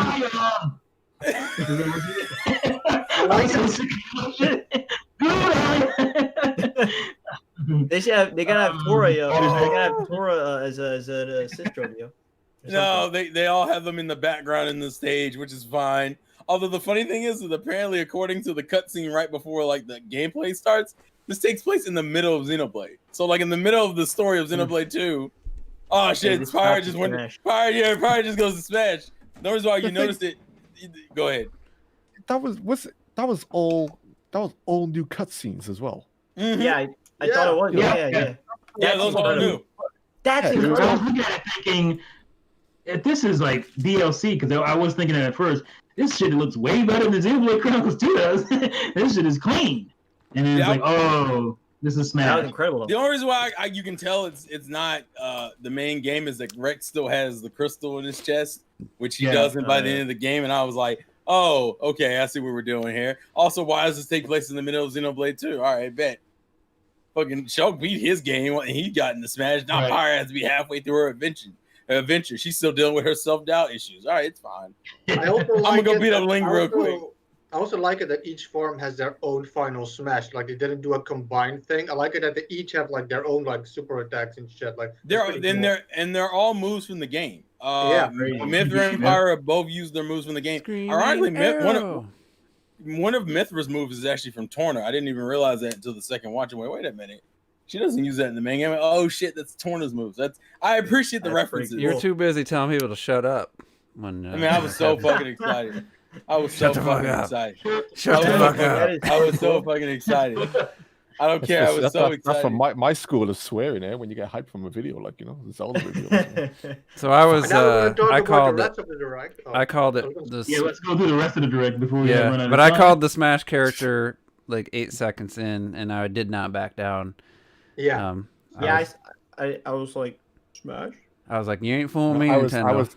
I was online with my friends, and he got it before me. He went, "Wait, this is probably Smash," and I went, "Holy shit, it is!" Yeah, but I mean, they already know Smash first. Should have known better. I don't blame you for thinking DLC or something, because they legit went all in, in terms of making new scenes and stuff. It's pretty cool. Yeah. It wasn't like the time they were like, "Where is Pirate?" I was like, "Okay, this is." I didn't notice that was Final Destination either. When she's in. I didn't even think about that confirmation right away. I was like, "Oh yeah, Final Destination." All right, Terrell. What was next? The next one is the next thing is the. Oh, I know you're right. Fall Guys was second. Oh, it's Fall Guys. I was thinking of the Famicom Fall Guys remakes, but yeah, it's Fall Guys. When did that come out? It's 2022, right? No, that's June, isn't it? No, summer. It's sometimes could be August. Could be September. I know. I'm just saying. Oh, okay. We're complaining. Oh, it could be Nintendo summer. I get it. It's so late. You know the funny thing. But here's the thing: people said all that shit, but like, if I remember correctly, isn't Nintendo the one that has Among Us on its console currently? Yeah. Right. So I think they just picked the better of the two games, in my opinion. No, well, hold on. That starts some fight. But to me, I don't like when people compare them just because there's two Bean guys. They're two completely different genres. It is. No. You're right. It is two completely different genres. They kind of just blew up in the same time frame, though. Yeah, they did. Yeah. When did Fall Guys come out? 2 weeks. 2018. Yeah. Oh, was it 2018? I thought that was. Yeah, that was last year. No, it was February last year. That's I what thought Among Us was the games one. of the year last no, year. June 15, 2018. Why is it? Oh wait, because this Ultimate Knockout. That's why. Are you wait? You're thinking of Among Us. Among Us. I said when did Fall Guys? Oh my bad. come out? Yeah. Okay. We're good. Oh wait. You picked the wrong game. That's why I specifically said when did Fall Guys come out? Yeah. It's Among Us. Among Us came out in 2018, but blew up in like 2020. Yeah, but Fall Guys. Wow, I got the other Bean Man in my head. No, you're fine. But yeah, so Switch is the last one. Well, actually no, because Xbox don't have it either. Yeah, Xbox is getting it around the same time. So it'll be over a year later, right? Since PlayStation had exclusive. Yeah, PlayStation had it first. It was PlayStation and PC, and then Switch has had Among Us. So I guess it kind of balances out. So anyway, and Xbox gets nothing. It's getting Fall Guys. No, I mean exclusives. That's what I mean. They got Super Lucky Tails at 120 frames per second. Man, you eat a dick. Get out of here. Get out of here. Go put on your foxtail somewhere else, you weirdo. Get that Tinky Winky shit out of here. All right, so then the Famicom stuff was next, right? Wait, no, Outer Wilds. Cool. No, Outer Wilds. Outer Wilds. That was a 2019 game. I actually looked that one up because I was curious. Yeah, that was the 2019 game or something. Yeah, it was. It's cool. I do need to play one day. And, it's on Game Pass. Look a little rough. It looked a little rough, yeah. Did it? I didn't think it looked rough. Yeah, it looked fine from what I looked. Go look at the original version and then look at the Switch version and tell me it looked fine. That's in the game. Robert, you on the app or you on the web browser version? I'm on the app. Okay. He knew cut better. out a little bit, but I think the Famicom stuff actually looked like if you're gonna remake an old ass game like that, like I like that they use like legit animation, you know, for the animation. I'm surprised they were willing to push this, considering how niche. Right. This is insanely niche. Super niche. Mm-hmm. Like motherfuckers wouldn't know about this unless you were like an old school dude and you also happen to like visual novels and you just happen to be one of the few people to play this as like a kid. It's like what? Cool, I guess. It's basically new to us in the West. You're Japanese. It is Japanese. It's just weird. It's just a weird thing. It's not bad and it's cool, but it's just like that is a new game too. It's basically a new game. All of this is annoying me. Like, you gonna get back, but we can't get a wave race out this bitch.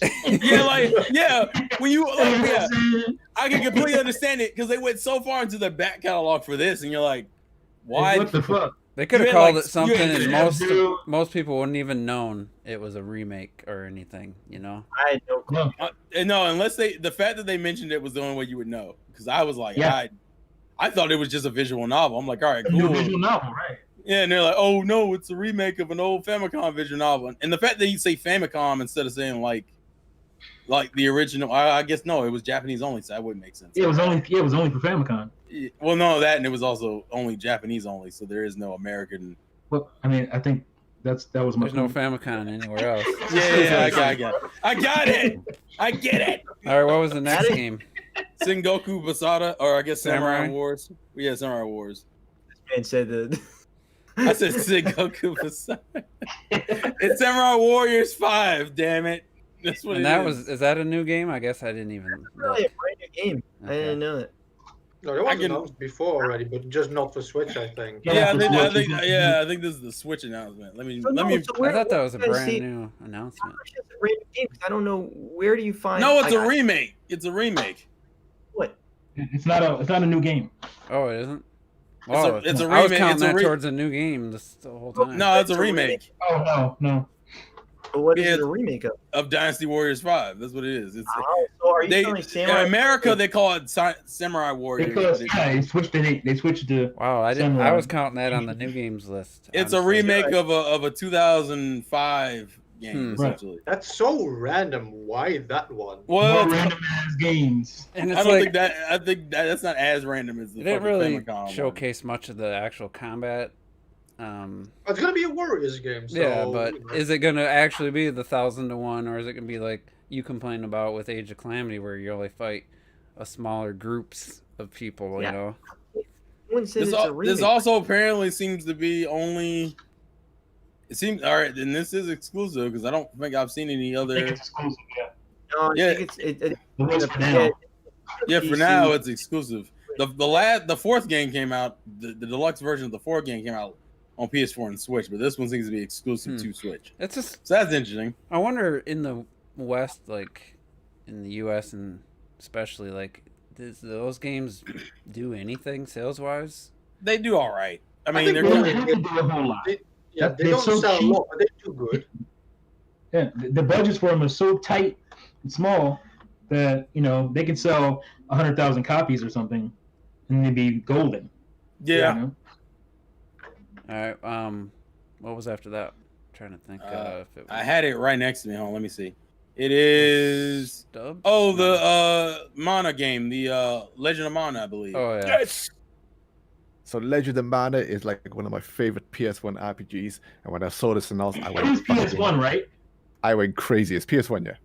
Yeah, I heard somebody. I was like, "That's not." Somebody kept saying Super Nintendo. I'm like, "That ain't Super Nintendo. That's PS1, dog." No, Secret of Mana. You can't come on here, to put a video on and not know what the fuck you talking about. Hey, look! At least it looked better than that Secret of Mana remake we got. And Lucius says you're wrong. He says Samurai Warriors 5 is a brand new game, sequel to Samurai Warriors 4. Wait, but when I googled it, it brought up Dynasty Warriors as if it was like a remake of that. That's the thing, Terrell. It just got announced. Google's not gonna give a fuck about Samurai Warriors 5. You know what I'm saying? No, it showed the announcement links. But it also showed like it was supposed to be. But that's why I'm trying to bring up that it's not, and it's also coming to PS4 and Xbox One and PC. Okay. Either way, I don't think that. No, I'm thinking about something else. I don't think that moves the needle. I don't know. My brain was assuming Dynasty. Yeah, Samurai Warriors 5 is new because it's continuation of the story of Mitsuhide. What's his name? Spin-off of Dynasty Warriors. Yeah. Anyway, get back to. I mean, for me, the Legend of Mana is one of the best RPGs on the PS1, and I absolutely fucking love it to death, right? And I know a lot of people might not find this exciting because it's a PS1 game, but this did get ported to PS3. But just imagine if, for example, this was the first time you got an HD version of Super Mario World on a SNES, and it had never been ported anywhere else up until then. Yeah, that's how I felt about this game. It's just one of those games that just, for the most part, was just stuck to the PS1, and now we're getting it. Just it's not a perfect remaster, but they just up-resing the backgrounds and stuff. I'm fine with that. But the soundtrack to the game is done by Yoko Shimomura. She is Street Fighter 2 lady. She is Xenoblade Chronicles lady. She is Radiant Historia lady. The soundtrack to the Legend of Mana is fire. Absolute fire, and the backgrounds are gorgeous. So for me, I can't fucking wait for this game to come to the Switch. I'm gonna snap it up. I can't wait. And people can't get excited about it because it's a PS1 game. Well, they got excited about Medieval and shit coming back at this shit. Yeah, but it's like if you want to play a great RPG, I think Famitsu at one point had it in their top 40 or top 30 RPGs of all time or something like that. Right? It's a great game. I'm pretty sure it's the top 100 game of all time. Actually, I think I have a magazine where it's in there.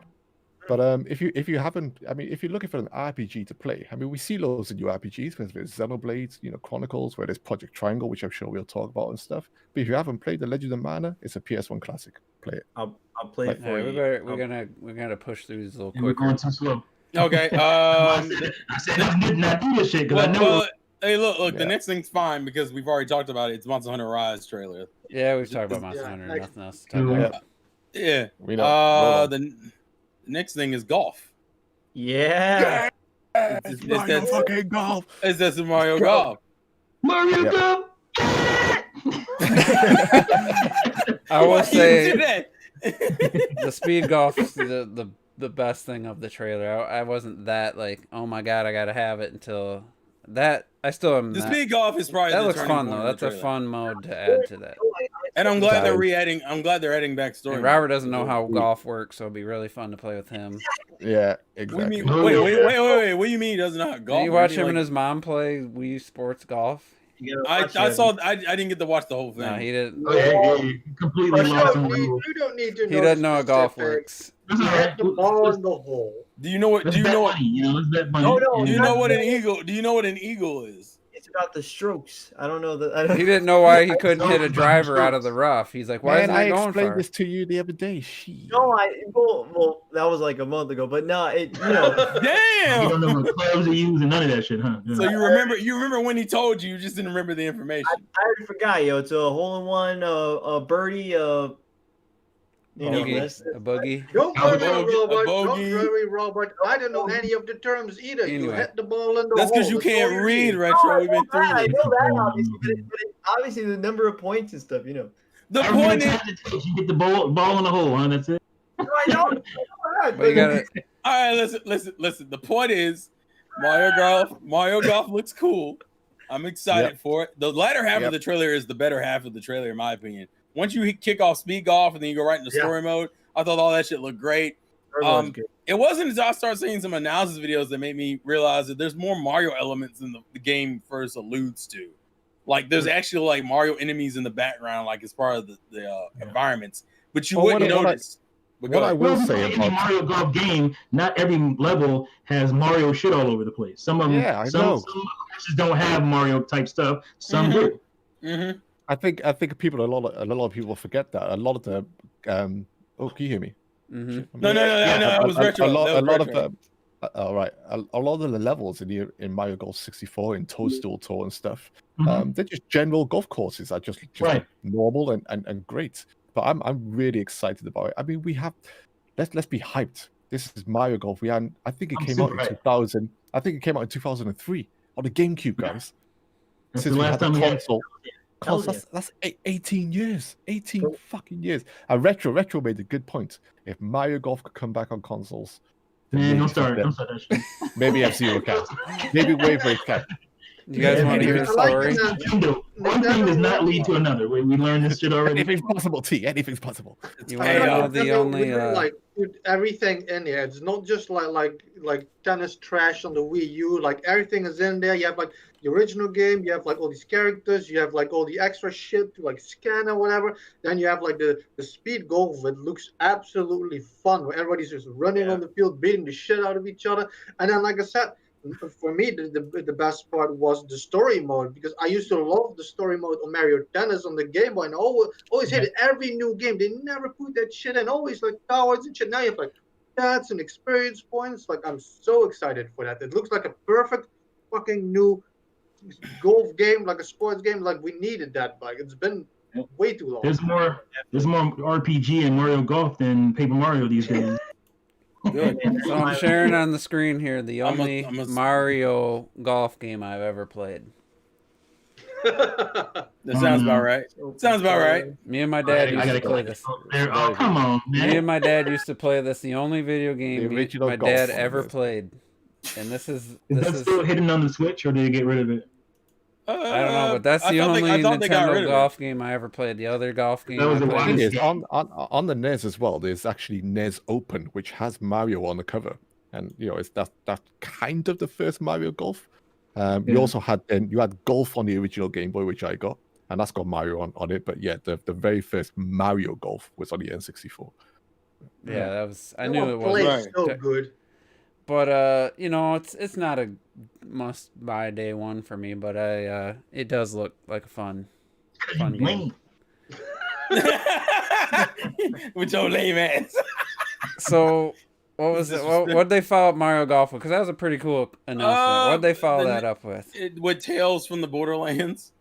Hey man, that was like game. I mean, is that a Tales? Like, is that like the Telltale games? Yeah, that's a Telltale game. Yeah. Okay. They like the Walking Dead. Yeah, that studio's done, but games. No, they got water, so they got built up again. They did get bought, but that's still an old game, though. It's not new. No, it's an old game. Don't get me. It's an old game. But if you haven't played it, it's a fucking awesome game. Yeah. Definitely. It made me cry. The next thing is actually been available since the Direct, which was the Capcom Arcade Stadium collection. That was the other thing. Yeah, I forgot about that at first. I forgot about that. Guys, do you want to buy a collection that has Street Fighter 2 on it again? Yes. We have three Street Fighter 2 on the Switch in different forms. It's ridiculous. They gotta keep up with tradition. Yeah. Jesus Christ. Street Fighter, what is it, 2010 or some shit? What is that shit called? It's oh god, that'd be one thing if it was like Mortal Kombat, where the arcade version was like vastly different. Then Street Fighter was pretty well captured on, and I think the arcade version's on the 30th anniversary. So anyway, what was the next game? The one that you fucking thought looked like a trash. Stubbs the Zombie. What the fuck was that doing in that direct? And apparently, is a classic original Xbox game. That's all. It's on the original Xbox. Yeah. And that footage was from the original Xbox, I think. Still. Yeah, but that's okay, yo. That's okay. That's okay. But why is that in a major direct? What is that bringing to the direct? Yeah, but let me tell you something, Juice. You know how long it was? I actually have exactly how long it was. It was 30 seconds. It's all right. I know, but it was it was 30 seconds. It's all right. They showed it off on Xbox, yo. It's whatever. It's just because you want to get more time on 30 seconds. It was literally, it was 8. I have it because I have it on my own thing. It's 8:09 to 18:39. 30 seconds exactly. I'm with Juice on this. That might have been 30 seconds. That felt like 5 fucking minutes. I didn't care because it wasn't that big of a deal. No, wait. It wasn't that big of a deal. That was one of those. Listen, it'd be different if it took like 5 minutes. The only reason I'm gonna disagree with this is just because you are not interested in the game. If that was F-Zero GX, if that was F-Zero GX from the GameCube era, right? Yeah, we'd all be loving it. Okay. Right. If it was, we talking about F-Zero versus some random like forgotten. Yeah, but that's what I'm saying. That's what I'm saying. It's not random. It's random to you. It's a that's what I'm saying. Only on the original Xbox game. That is. I'm gonna pick that up. I'm gonna pick that up. Or even better, if it was Metal Arms being showed coming to the Switch, yeah, you'd be going nuts. You'd be like, yo, you know what you're doing. People don't know what this game is, especially if you used to watch G4. They need to love the shit out of that game. You're naming good games. I used to play that shit all the time. So I'm surprised that you guys didn't know what the game was. Look at this. I think I know why they showed it. You know you're naming. I was indifferent. I was like, wait there, fine. no, because Metro's saying that Stumps the Zombie is trash. No, what I'm saying is Xbox is medieval. That's like an action game. The zombies walking super slow, and you know very well while you're naming F-Zero GX or Metal Arms, you're naming good games to take away from the fact that you're talking about a trash fucking game. No. First of all, that's the bullshit I'm talking about. It's not a trash game. It is a good, quirky, creative, like weird game that was of its era. You know why they showed it though? I know why they showed it. Don't do it, Juice. I know you're about to be on that bullshit. They showed it because to make No More Heroes 3 not look as bad. Exactly. You cheating bitch. They wanted No More Heroes 3 to have something to look better than. What? I knew he was gonna do this. I knew 1440p, like PC textures and shit on No More Heroes. That looks worse than the Wii game. No, you're a liar. Go back and look at footage of the Wii game. Unless there's parts of the game that the first specifically are supposed to look like the old version. No, I mean, go look. I mean, there's a Final Fantasy reference in here, for God's sake. Just looking for reasons to not buy games, y'all. That was literally one of the worst trailers I think I've ever seen in a Nintendo Direct. Was that No More? Wasn't a trailer. Whatever that was supposed to be. Just that is not a good showing of a game. Like for somebody who's not like looking for No More Heroes, is not a fan of the original games, I was looking at that like, are you serious? I know he's got a small team, he doesn't have a big budget and stuff, but that to me was embarrassing. That's how I felt about it. You tripping. But I mean, that's a little extra of mine. This was the first actual showing of the game, so I'll give you it wasn't the best way to show it for the first time. That's fair. I remember seeing that one boss before, that really odd looking. Well, they're aliens. Yeah, but you didn't see it in game though. Suda was on some full like tilt alien ridiculous shit. This seems to be a running theme now for Suda, with showing off a No More Heroes game, multiple times without actually showing us anything, substantially new You know, it's, he knows how to play the game, man. When I say no more money. Honestly, though, that's funny. like I said, I didn't play the original games. I got no attachment to it. When I saw that trailer, I'm not kidding. I don't think I said it during the direct. I expected the backlash to be massive from No More Heroes fans. That's how bad it looked to me. That I thought, wow, he just lost a bunch of fans by what they just showed. But really? That's what I was expecting. I saw that. I'm like, that looks funny. Honestly, I was expecting the No More Heroes fan base to be like, "What the hell is this?" You know. Now I'm not. It was. I don't get it. If anybody did that, they're full of shit. As a No More Heroes fan. It wasn't like the first two games. Oh my god, visually blowing your fucking mind. I said it back then. No More Heroes has never been about any of that shit. No More Heroes is about Travis touchdowns, quirky ass. That's what it is about. Yeah. It's not about my god, it's quirky ass cohesive adventure. You get no. It's not that. It's not even that great of a game, you know. Really, it's just the character is so quirky and fun and shit, and you get to kick ass, like fighting assassins, do quirky ass jobs. That's what the game is about. So that's right. Yeah, hell's next gen experience from No More Heroes. I never thought that. Like I don't understand. Whoever thought they were gonna get that? Because dude, I had to like hire a team to like help him. Yeah, got Ubisoft and shit behind him on this one. So like the main thing that we needed to see from this trailer is what we did, the gameplay, the fact that the sword combat is there, like these the odd jobs are there, that the weird as LSD trip, psychedelic alien shit, you know, like I thought it was a great trailer, but yeah, maybe if you like think about the graphics, you don't think it's good, but it's like they said, like. These are good games, you know, but they're not art. They have a cool style, but like, you know, it's not fucking like Wind Waker HD or some shit that you're gonna expect to see. When I saw him like mowing the lawn, and shit, I'm like, I'm in. That sounds hilarious. Which is funny because he does that in the first game. Oh, I haven't played it, so that's why I'm like, I'm in, yo. Oh no, yeah, I bought the Switch ports. I need to go back and jacking your sword off. Yeah, jacking the Wii off. That's where. That's great. That's awesome. And he takes a shit to save the game. That's what you do. He takes a shit on the toilet to save. Like, that's awesome. It's quirky.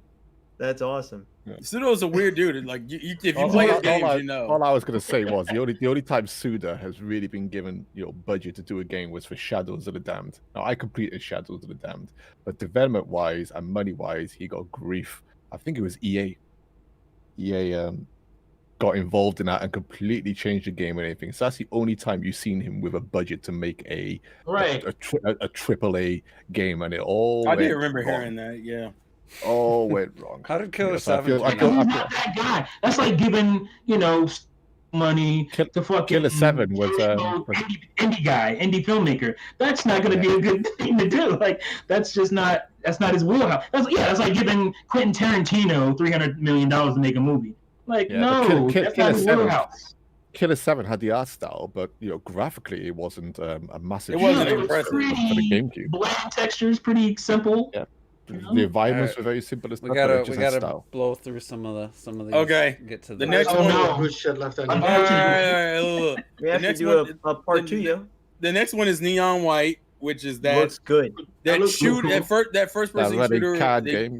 Yeah, that looks cool. The shooter with the cards. I thought it looked nice. It's like like an action-packed Mirror's Edge kind of shit. I dig that, yo. That shit look cool, man. The next thing is the DC superhero girls thing. Next. I will say this: it looked better. It looked better than I thought it would. I'll just say that. The second half, I was surprised. You gotta be. Come on, Max. I'm just saying. It's just 5-year-old girls. Metopia. Next. No, wait, I'm lying. Plants vs. Zombies. I'm sorry. That shit came out a while ago. Next. That's my issue with it. That looked visually bland to me. I like the older one. Really? Compared to that one. Yeah. I didn't like the art style. All right. I thought they looked the same. Yeah. They had like the same art style. I think because they progressively started trying to get too extra with it, and people, and if it doesn't, in Battle for Neighborville, is that what Garden Warfare, I liked it. Yeah. So you think this one's just too bland looking? Yeah, it looks bland. If you look at the graphics comparison, they look pretty similar to me. I might go double. I might go. No, but he's not saying the Switch version looks bland. This game just looks bland compared to. I know. No, he's saying the graphics comparison between the older game and the newer. What are we talking about? Let's move on to the next Plants game. versus Zombies. Plants versus Zombies. That's what we were talking about. Next game. See, we should Miitopia. Miitopia. We're now like rushing this. Next game. Miitopia looks oh man. Miitopia. My only issue with Miitopia is that they don't acknowledge that Miitopia is like pretty much a port from the 3DS. That's the only thing I don't like about it. Because that shit looks way newer than Skyward Sword HD. Yeah. Wow. Everybody's reaction. Robert was the only one who was like, "Hells yeah!" No. But that's because you only saw. There's a fan base for that type of shit, yo. Come on. Yeah, I'm glad. To be fair, I'm glad they're pushing it. I thought that was that cell phone game. To be honest, I forgot. I know. I remember Miitomo. It's not Miitomo. All right. No, What's the this is next an game? RPG. Bro, this is Terrell's League. It's an What's the next RPG. game? Come on. Okay, the Animal Crossing. Animal Crossing. Anybody blown away by Animal Crossing? Hell, did you do the warp zone? The warp pipe? And you have a warp pipe in your house, man. In your house. Insane. That was cool. Warp in your house. Dude, you're able to fast travel. It looks incredible. That's if you want to work. I'll be tired of it after a couple days, I'm sure, but it looks cool. In your house. It looks next. The Project Triangle Strategy, because they can't. This team cannot come up with a fucking name for games to save their fucking life. But I love this shit. I love what they make. They just need to come up with good names. That's like Project. That was dope. Goddamn help. They can't come up with a name. They can't come up with how to make the games and shit. Wow. Hey man. Hey. I came up with a name. It was Project Try Harder Next Time to come up with a better working title. I just still on that shit either, because I'm not buying some ugly ass name game. I'll get it. I played the demo and that game's gonna be fire. I can't wait. I'll get it on PC someday. I'm sure I'll be I haven't good. gotten a chance to play. I was like, oh, that looks like Final Fantasy Tactics. I'm liking that. Okay. I'm just glad that this team is making more shit. That's my whole. Yeah, because it has to be said that 2D HD style is one of the sexiest fucking games. It looks so good. In so long time, man. I like it. I'm digging it. Gorgeous. You got like this 3D pixel shit with then this super fancy HD particle effects. It's so goddamn good looking, man. It's so good. I fucks with it. It's so good. We gotta wait until next year to get it, but fuck it. Yeah, that was the first 2022 game of the. Yeah, some of those show games too early, you know. So the next thing is the weird Star Wars Hunter teaser thing. Hey man, dude, Star Wars game. It's a mobile game, mobile and Switch. Oh, is it? Yeah. Hey man, it is what it is. Wow. You know what else is good? You know what else is a mobile game? Immortals. You can play it on through Stadia. Shut the fuck up. Shut the fuck up, bro. What it really is like, I mean, come on. If you Genshin Impact, Fortnite, you didn't see anything. You didn't see anything to. Moving on. I get it. I didn't see anything, but that's why they didn't show this shit because it's a mobile game. Moving on, Knockout City. Hey man, that looks like that could be fun. It does look. You know what makes me mad? What are we doing, Rob? What are we doing? I feel like okay. Here's my problem. I feel like the trailer for the game is actually cooler than when I saw the gameplay, because I almost wish it was that weird mishmash of characters and from different games. That's what I thought was happening. My reaction, I was like, oh, I was expecting the princess chick to be like a 2D looking character. That's what I wanted. Cool. What is this shit? It turns out that they just hired some different people to come up with the advertisement, and they didn't even know what the game was. They were just but the problem is the advertisement. That makes sense. The problem is the advertisement oversells the game, so the game comes off of disappointment. Like that trailer was way longer than it should. It should have just been the gameplay. Like, what are you actually doing? You want to know how long it was? I like the. Go ahead. 2 minutes. It was only 2 minutes. It was 2 minutes. That's long. That's the difference between having a 2-minute trailer and having because these characters you see the stupid boring Call of Duty dude and then the fucking World War something. And it's so long, and what they're saying is not interesting. Yeah, it wasn't funny. That doesn't just last 2 minutes in your mind. Which is funny because I got a kick out. I like the trailer. The trailer is the reason why I'm disappointed. I like the trailer too. Is when they showed the gameplay. I was like, exactly. The gameplay. I think the trailer is better than the gameplay. That's why I was kind of adding those two together. Like I didn't think they worked together when I was like. I think I was the like, game could potentially be cool. They set us up for something and some then showed us something. Looking, and, it might be a fun game. It might be a really fun game, but I don't feel like they. I don't feel it's like just I'm kind of like half and half with it. We don't talk. Hey, shut your ass up. All right, what was next? The next game is not Danganronpa. It's the World End Club. I like the art style with the whole side scrolling and the bosses. That looks. I ain't gonna lie.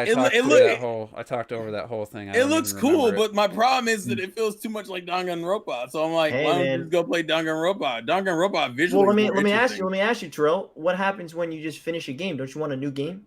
I'm not saying I don't want a new game, Robert, but I don't want a game. Sometimes when you get a new game, it just feels like a lesser version of a game you already played. Exactly. No. But wait, hold on. But did Danganronpa have side scrolling? A bit like Majora's Mask. Oh no!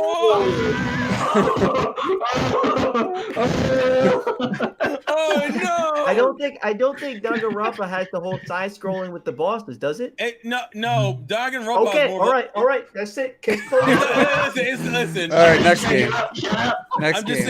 I'm just saying the premise of the game seems a little too similar to what I'm used to already playing. Other than there's another genre packed into it, but yeah. We'll see. It's on the list. I'm keeping my eye on it, Robert. And it's in May. It's in May, Terrell. Me and you, we're gonna play it. All right, fine. Shit, you don't bully me. Robert should be like a fucking lawyer, man. Did you kill him? No, but I think law is in your future, man. Skyward Sword next. No, the next thing is the physical announcement for Hades, the physical version of Hades. Let's go. I'm fine with that. Fucking amazing. That's nice. I know. Beautiful. That's Game of the Year nominee right there. It needs to. Hell yeah, man. That shit They is weren't even trying to gorgeous. hide the fact that they wanted you to buy that game twice and shit. It was like, I don't give a fuck. At the end of shit, I was like, oh wow. I honestly think, T, that especially like Supergiant Games, I don't think they really like that. I think Hades just went so well that they were able to release it physical. I think it's more. I'm not saying I believe they did that. I was just making a little. He was just fucking around. Buy this game, yo. That game is. And this is the first time they've had a physical game as well. Really? Oh wow. Yep, I don't think there's been a physical for Transistor, for Bastion, or Pyre. Oh yeah, no. Nice. It hasn't been. This is their first physical game. I can see Juice getting impatient. So I'm 100%. The next game is Juice is the Ninja Gaiden collection. Next. That was. I mean, you know, it is what it is. I've never played Ninja Gaiden. No, wait there. Now you were all just chewing out. You were all just chewing out Stubbs a zombie. All right, Ninja Gaiden is from that same era.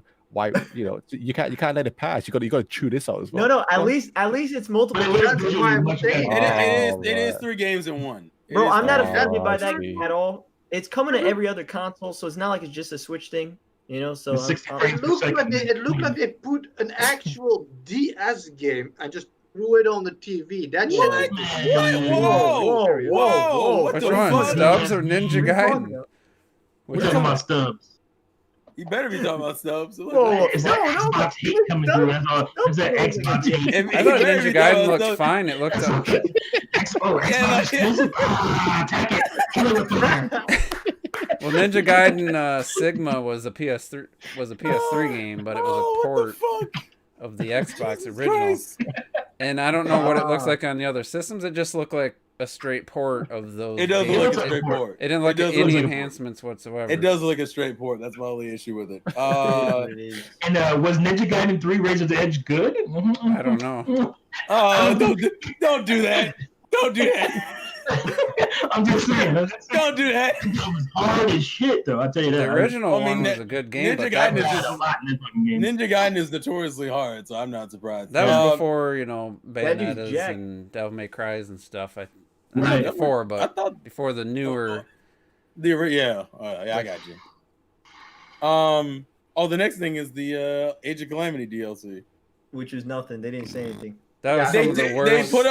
They put up a wall of text, and it was just kind of like. And it only lasted 3 seconds. You couldn't even. I had to pause it, and I read it. You have to pause it. That was the most. Literally, I was embarrassed to read what they were charging what you were getting for that $20. That was a joke. I will not partake. That was a joke. Nah, unless I had to see an actual footage to make me even be interested. Basically, because that was such a bad job. Basically, there were like 4 characters. I read they data mined like a while ago, and 2 of those are basically confirmed for this DLC already because you see them in the artwork and shit. Yeah, so none of the characters are super interesting. You get like an outfit for Link, and then like extra challenges. Some weapons. It's new weapons. It's insulting, man. It feels so insulting. It feels like a free if you look at the DLC for what Hyrule Warriors on the Wii U got compared to this, exactly. Map and everything. I think the other problem is that there was more to like pull from. Our Warriors, I feel like they were already kind of reaching as far as they could. I mean, Age of Calamity, it seemed like it was reaching as far as it could. Story-wise, there's nowhere else. I didn't think there's anything they could do there. It's the problem is that it's a great like story handling, but like it's still a Warriors game, so you're still gonna have the obligatory DLC pass with a bunch of shit that like only like Warrior fans would care about, and it's like, but this is where I disagree. Not the same kind of game. This is where I disagree in this specific instance, where like you don't have a lot to pull from. No, if you're adding, for example, these 4 characters that they said, like you see them in the article already, you can create a story mode around those characters to see what these characters did during the story of Age of Calamity. You never see them really in the game except 1 or 2 cutscenes. You can give them the story. Let's say you have full round lobby, they need to do research. No, but that's the point. But like, it's not like they couldn't invent it. They're just being fucking scammy. Now they're like, hey, replay all these levels you already played. Now with these 2 characters, it's like that's where they lose me. But anyway, did they follow it up with the? No, that was the Bravely Default 2 trailer. That's kind of a little sizzle reel thing. Yeah, and then you got Ghosts and Goblins Resurrection. It comes out. What is it? Trash to me. I'm sorry. It doesn't look that bad. I hate that art style. I hate that art style. I hate that cell phone looking ass. My issue is that it seems slower paced than I would care for. I wish that's my problem with it too. I wish if it was faster. Yeah. If it was faster, I think I'd be more interested. Battletoads looking shit. This is better than that. The next thing is the Saga Frontier. Battletoads is another Xbox game. Jesus Christ. Lord Almighty. The next thing is the Saga Frontier remaster. I don't even remember that. Yeah, so Saga Frontier, I'm Legend of Mana hyped for that, but I didn't get to play Saga Frontier. That's the one RPG on the PS1. Yeah, on the PS1. It didn't release in Europe, so we didn't get it, but it released in the US, and I missed out on it. So I'm gonna come back. Do I have Saga Frontier? I think I did. Man, we're gonna have to save our thoughts on Skyward Sword and Splatoon. You want to just do the only other game right after Saga Frontier seems to be if I can get the game. Legends. Apex Legends, and we already knew about that. And we already knew about it. And then after that is literally. We got to talk about that for 20 minutes. No. The last thing is literally Skyward Sword and Splatoon 3. That's it. So you want to hold those off until next week? I mean, because at least Splatoon.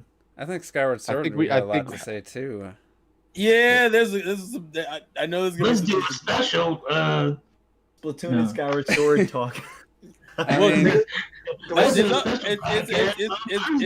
It's up to you, Juice. We all said the same thing. We all thought it was a adventure game with Splatoon. We all thought that.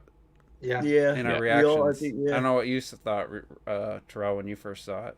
I actually could post that. I need to post that actually. Anyway, it's just funny. We were all like, "Oh, it's an adventure game with Splatoon. Awesome!" No way. The day before we were talking about that. And maybe the single player's bigger. I still think it's gonna be a 5-hour single player, but who knows? It's not gonna be. Who knows? We need to see more of it. Yeah, and we got like another year for it. Anyway. It just was weird to show a 2022 game. It is weird instead of showing like the second half of this year. But maybe they have another direct plan. I don't know. Well, we at least have E3s. So that's my. But it was just weird to show Splatoon 3 this far in advance at this point. I don't know. I'll say this about Splatoon 3, okay? Like, it's not what I originally wanted, but Splatoon 2 came out like, what, a fucking year after Splatoon 1, and it was basically exactly the same, just with different weapons. I have hopes. What about a different campaign? It's like several years after 2, you know, there's still like a year to go at least and stuff. I have hope that it's going to be more than I'm expecting. I'm going to stay positive about it, because I do love Splatoon. It's super fun. We got 3 fucking Splatoon games in 6 years. We can't get a wave race out this bitch. I'm just gonna say Splatoon 2 so far off, it's wait and see mode right now. That's where I'm at with it. Yeah, they got to prove. I know Robert hates this, but they got to prove that they're gonna make some actual evolution to the Splatoon formula, not just copy and paste the same ideas with new stages and weapons. I don't want the same rotation for maps. I don't want. I don't want modes locked behind time slots. You know. But if you're what I will say, if you're going to expand on something like the Octo expansion, which I think I'm out of here. Me and Clock did, I think we played. I don't know if you didn't play a ton of it, Clock did, but like, that is a fucking evolution. Like that is some god tier fucking campaign. Like it is an amazing story mode. That is not no 5 hours, like 8 hours, and it is phenomenal. And if they evolve from there, we're looking at some crazy level designs. We're looking at some insane cool shit, and the world and the side stuff, and it just, I have no doubt that the top level designers at Nintendo are gonna make some cool shit. Like I can't say that. I can't say they're not gonna be awesome, man. They cared so much about that shit. They made it DLC. Yeah, but it was afterwards. Exactly, it was post-launch DLC, and it was that fucking good. And this is years after. Like I cannot. We could have got Splatoon 2 in 2018 and had all that shit in the game. You know, that I would have been happier about that. Yeah, they really wanted to push we didn't need that. We had ARMS. They came out weeks apart and shit. Like no, it was like a month. It was like a month. Okay, so 4 weeks apart. They gave. But I agree. I feel like they were so paranoid about that first year. They were like, we need to load the shit out of that year. Well, that's what they did, yeah. And the reason I don't have ARMS is because we talked about it. The reason I don't have ARMS is because Splatoon 2 launched basically at the exact same time. I'm only gonna pick one, and I like Splatoon better. I know it better, so I'll pick up that one. I'm definitely a bet. But a lot of people didn't buy ARMS because of that shit. I think it's safe to say that all of us got burnt out on Splatoon 2 way quicker than Splatoon 1. Yeah.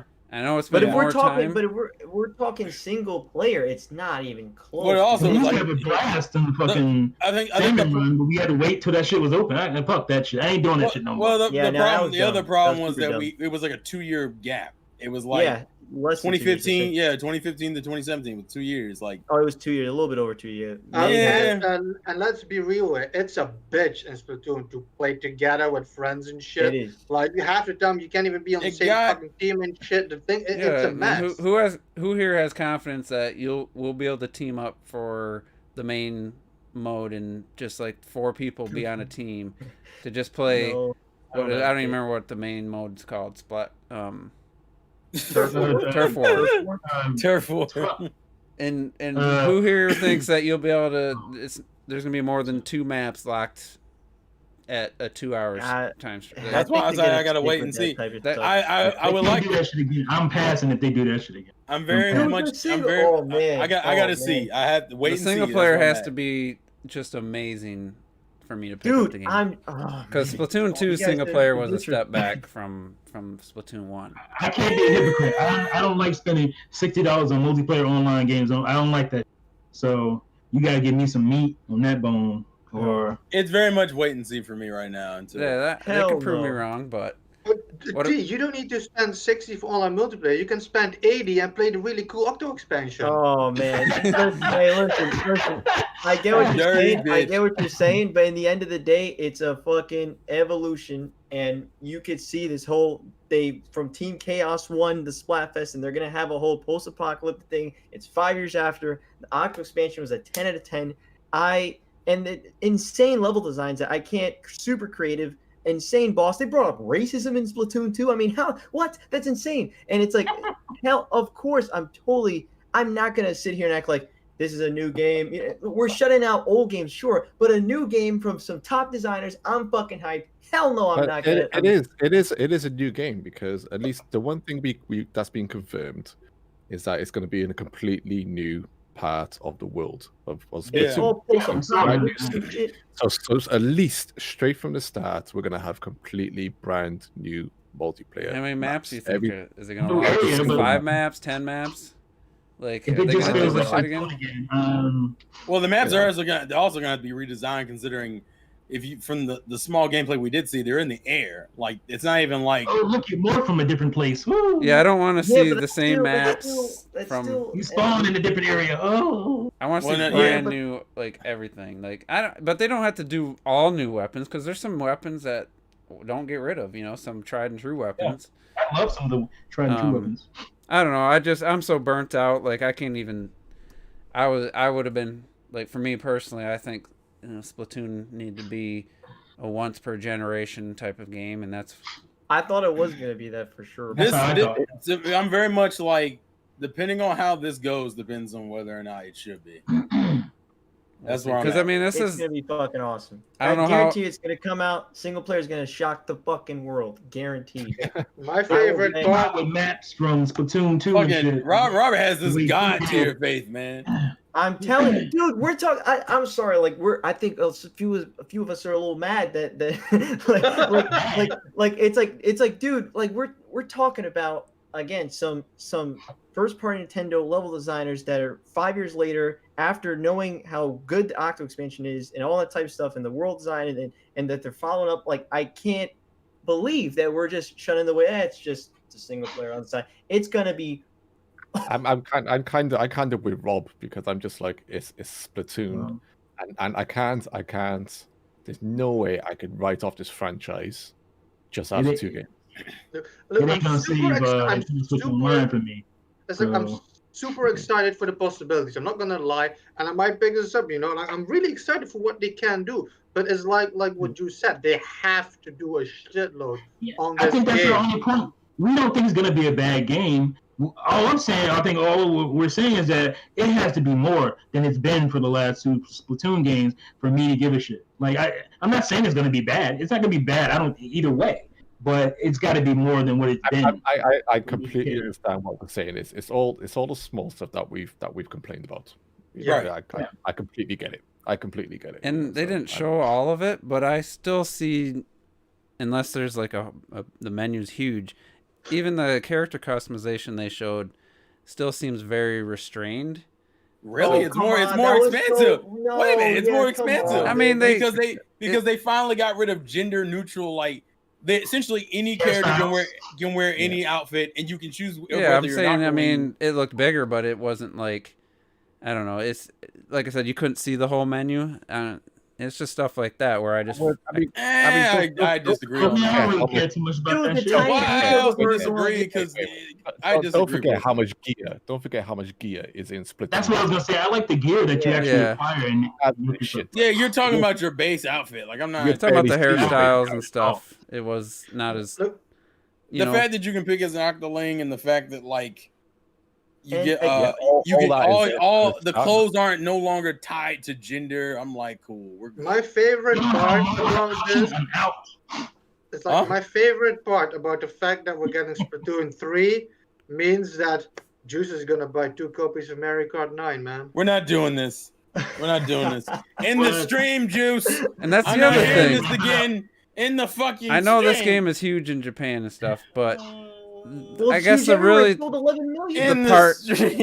part that bugs me the most is Super Mario Party sold 12 million, so that don't mean nothing. But the point is, you're getting a second Splatoon game on the Switch before getting some pretty major franchise new games on the system. Right. That's a big problem. It just tells me that it kind of reconfirms to me that I don't think we're going to get those games because just everything that's happened just feels like... We're getting a second Splatoon, although I think Splatoon 2 was supposed to be on Wii U.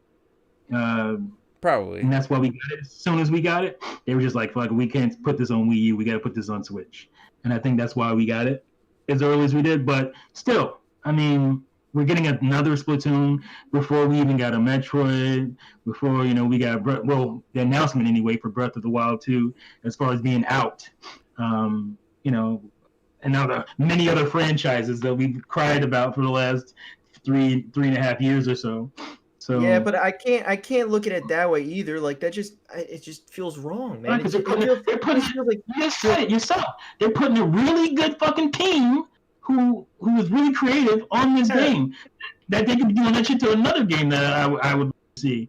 So yeah, I can't I get complaining about old stuff, but we can't be like, man, I wish it was something else. I feel like as a Nintendo fan, you can because they rarely put multiple games in a franchise on it per generation, so this is kind of new. I'm already predicting we're gonna come out and everyone's gonna be like, dude, that single player it's something else, man. I hope so. We hope you're right. We're not poo-pooing the game. I'm telling you, I'm predicting the future. You're very excited and you're very confident. I hope you are correct. I want to be surprised by the game to the point where I want to buy it. But you got to make me want to buy this game because I'm not going to go out and buy it like I did the last one. I'm not doing it. The only thing I can hate on Splatoon 3 right now is just a release date. That's the only thing. Yeah, that's what I was like. Damn, aside from that, I'm a positive bunny. Man, this positive cloak did like buying EA games and shit. What the fuck happened? I don't like this clock. Bring the other clock back. This invasion of devices. It just adds to the not having an original Mario Kart game, not having an original Donkey Kong game. We're getting Zelda Breath of the Wild 2, so that's coming, but no Metroid. Can we try Splatoon first before we get Splatoon 3? Well, but that's just Red brought up in chat. This is the Animal Crossing team, right? That they just went back to Splatoon. It makes sense. I mean, they're not going to work on the next 3D Mario game, so it's kind of like. I get it. You know what I'm saying? We have to have the announcement right now. That's what I'm saying. Is this EPD 8? Is it or some shit? I can't remember which one it is. Who does my point is they're emphasizing this. They didn't have to announce this game yet. This game ain't coming out till next year. Nintendo talk about games until they're almost 2 months away, right? That's what. Apparently. But they're emphasizing this fucking game already. That's the other thing. I'm worried about the fact that they had to announce this game this early. Because they felt like they needed something to make the Direct more exciting. Because the Direct wasn't all that. They just said, well, we got to put something else at the end. So it just gave me some worries, too, that, maybe, I guess, I could get that. Easily could be holding stuff for the second half of the year. There's no question about it. But it's just like, why did they pull this out of the hat so early? They didn't have anything else they could have showed us to blow us away for this year. It's just weird that. My rule is until June. That's what I was saying. If we get past E3 and it looks bad, then fine. But why are we taking all the way up to summer and shit? Because the middle of the year, at that point, that's when you should be announcing the rest of your year plans. Like you can kind of get away with it in January and February, but if we hit like June, July, August, and I haven't heard anything, then it's probably not coming this year. The reason I don't like this whole shitting out games at the end of the year. And I thought can we get past that? No, we haven't gotten past that. Most companies are still doing that. That's why half of Ubisoft's catalog doesn't do well. Because they put out like 3 or 4 games. So anyway, we got to get out of here. Cactus looking like he's a zombie at this point. He's Stubbs the zombie. Stubbs the zombie would be alive then, wouldn't he? He's about to dive in. He's still in the same resolution as Stubbs, huh, Juice? He's in the same resolution as Stubbs' zombie game. Wow. So, we'll have to wait and see. I don't know if anybody's gonna try to do some kind of E3 time, like June event. I haven't really heard. There's been talks of E3 stuff, yeah. But, I just don't know. E3's going digital. It's already confirmed. Yeah, they already confirmed that. Maybe Nintendo has, but I ain't gonna be one of those guys because did it a couple years in a row. I'm not gonna be. Well, if Bayonetta 3 comes out this year, Metroid Prime 4, Breath of the Wild, it's gonna be awesome. Awesome. I'm done with that. I feel like that Shadow trailer is just gonna drop. That's what I feel like with Bayonetta at this point. Man, I'm gonna be. Camilla likes to do things out of spite. I've noticed. I'll be very positive. It's gonna be a repeat of 2019, and we're gonna have a stacked second half. Astral Chain. People complained about that. We were like, but they announced Astral Chain in what, February of 2019? No, January. It was March. I thought. No, that was later on. Yeah. Astral Chain was. It was. Astral Chain was announced. And when they announced it was the first Mario Maker 2 and Link's Awakening, so it was like it was early on. I do agree with that. Yeah. And they had the release date. Like the actual date set. Yeah, it was like, wait. But to be fair, Astral Chain was August. Yeah. I'm talking about later on.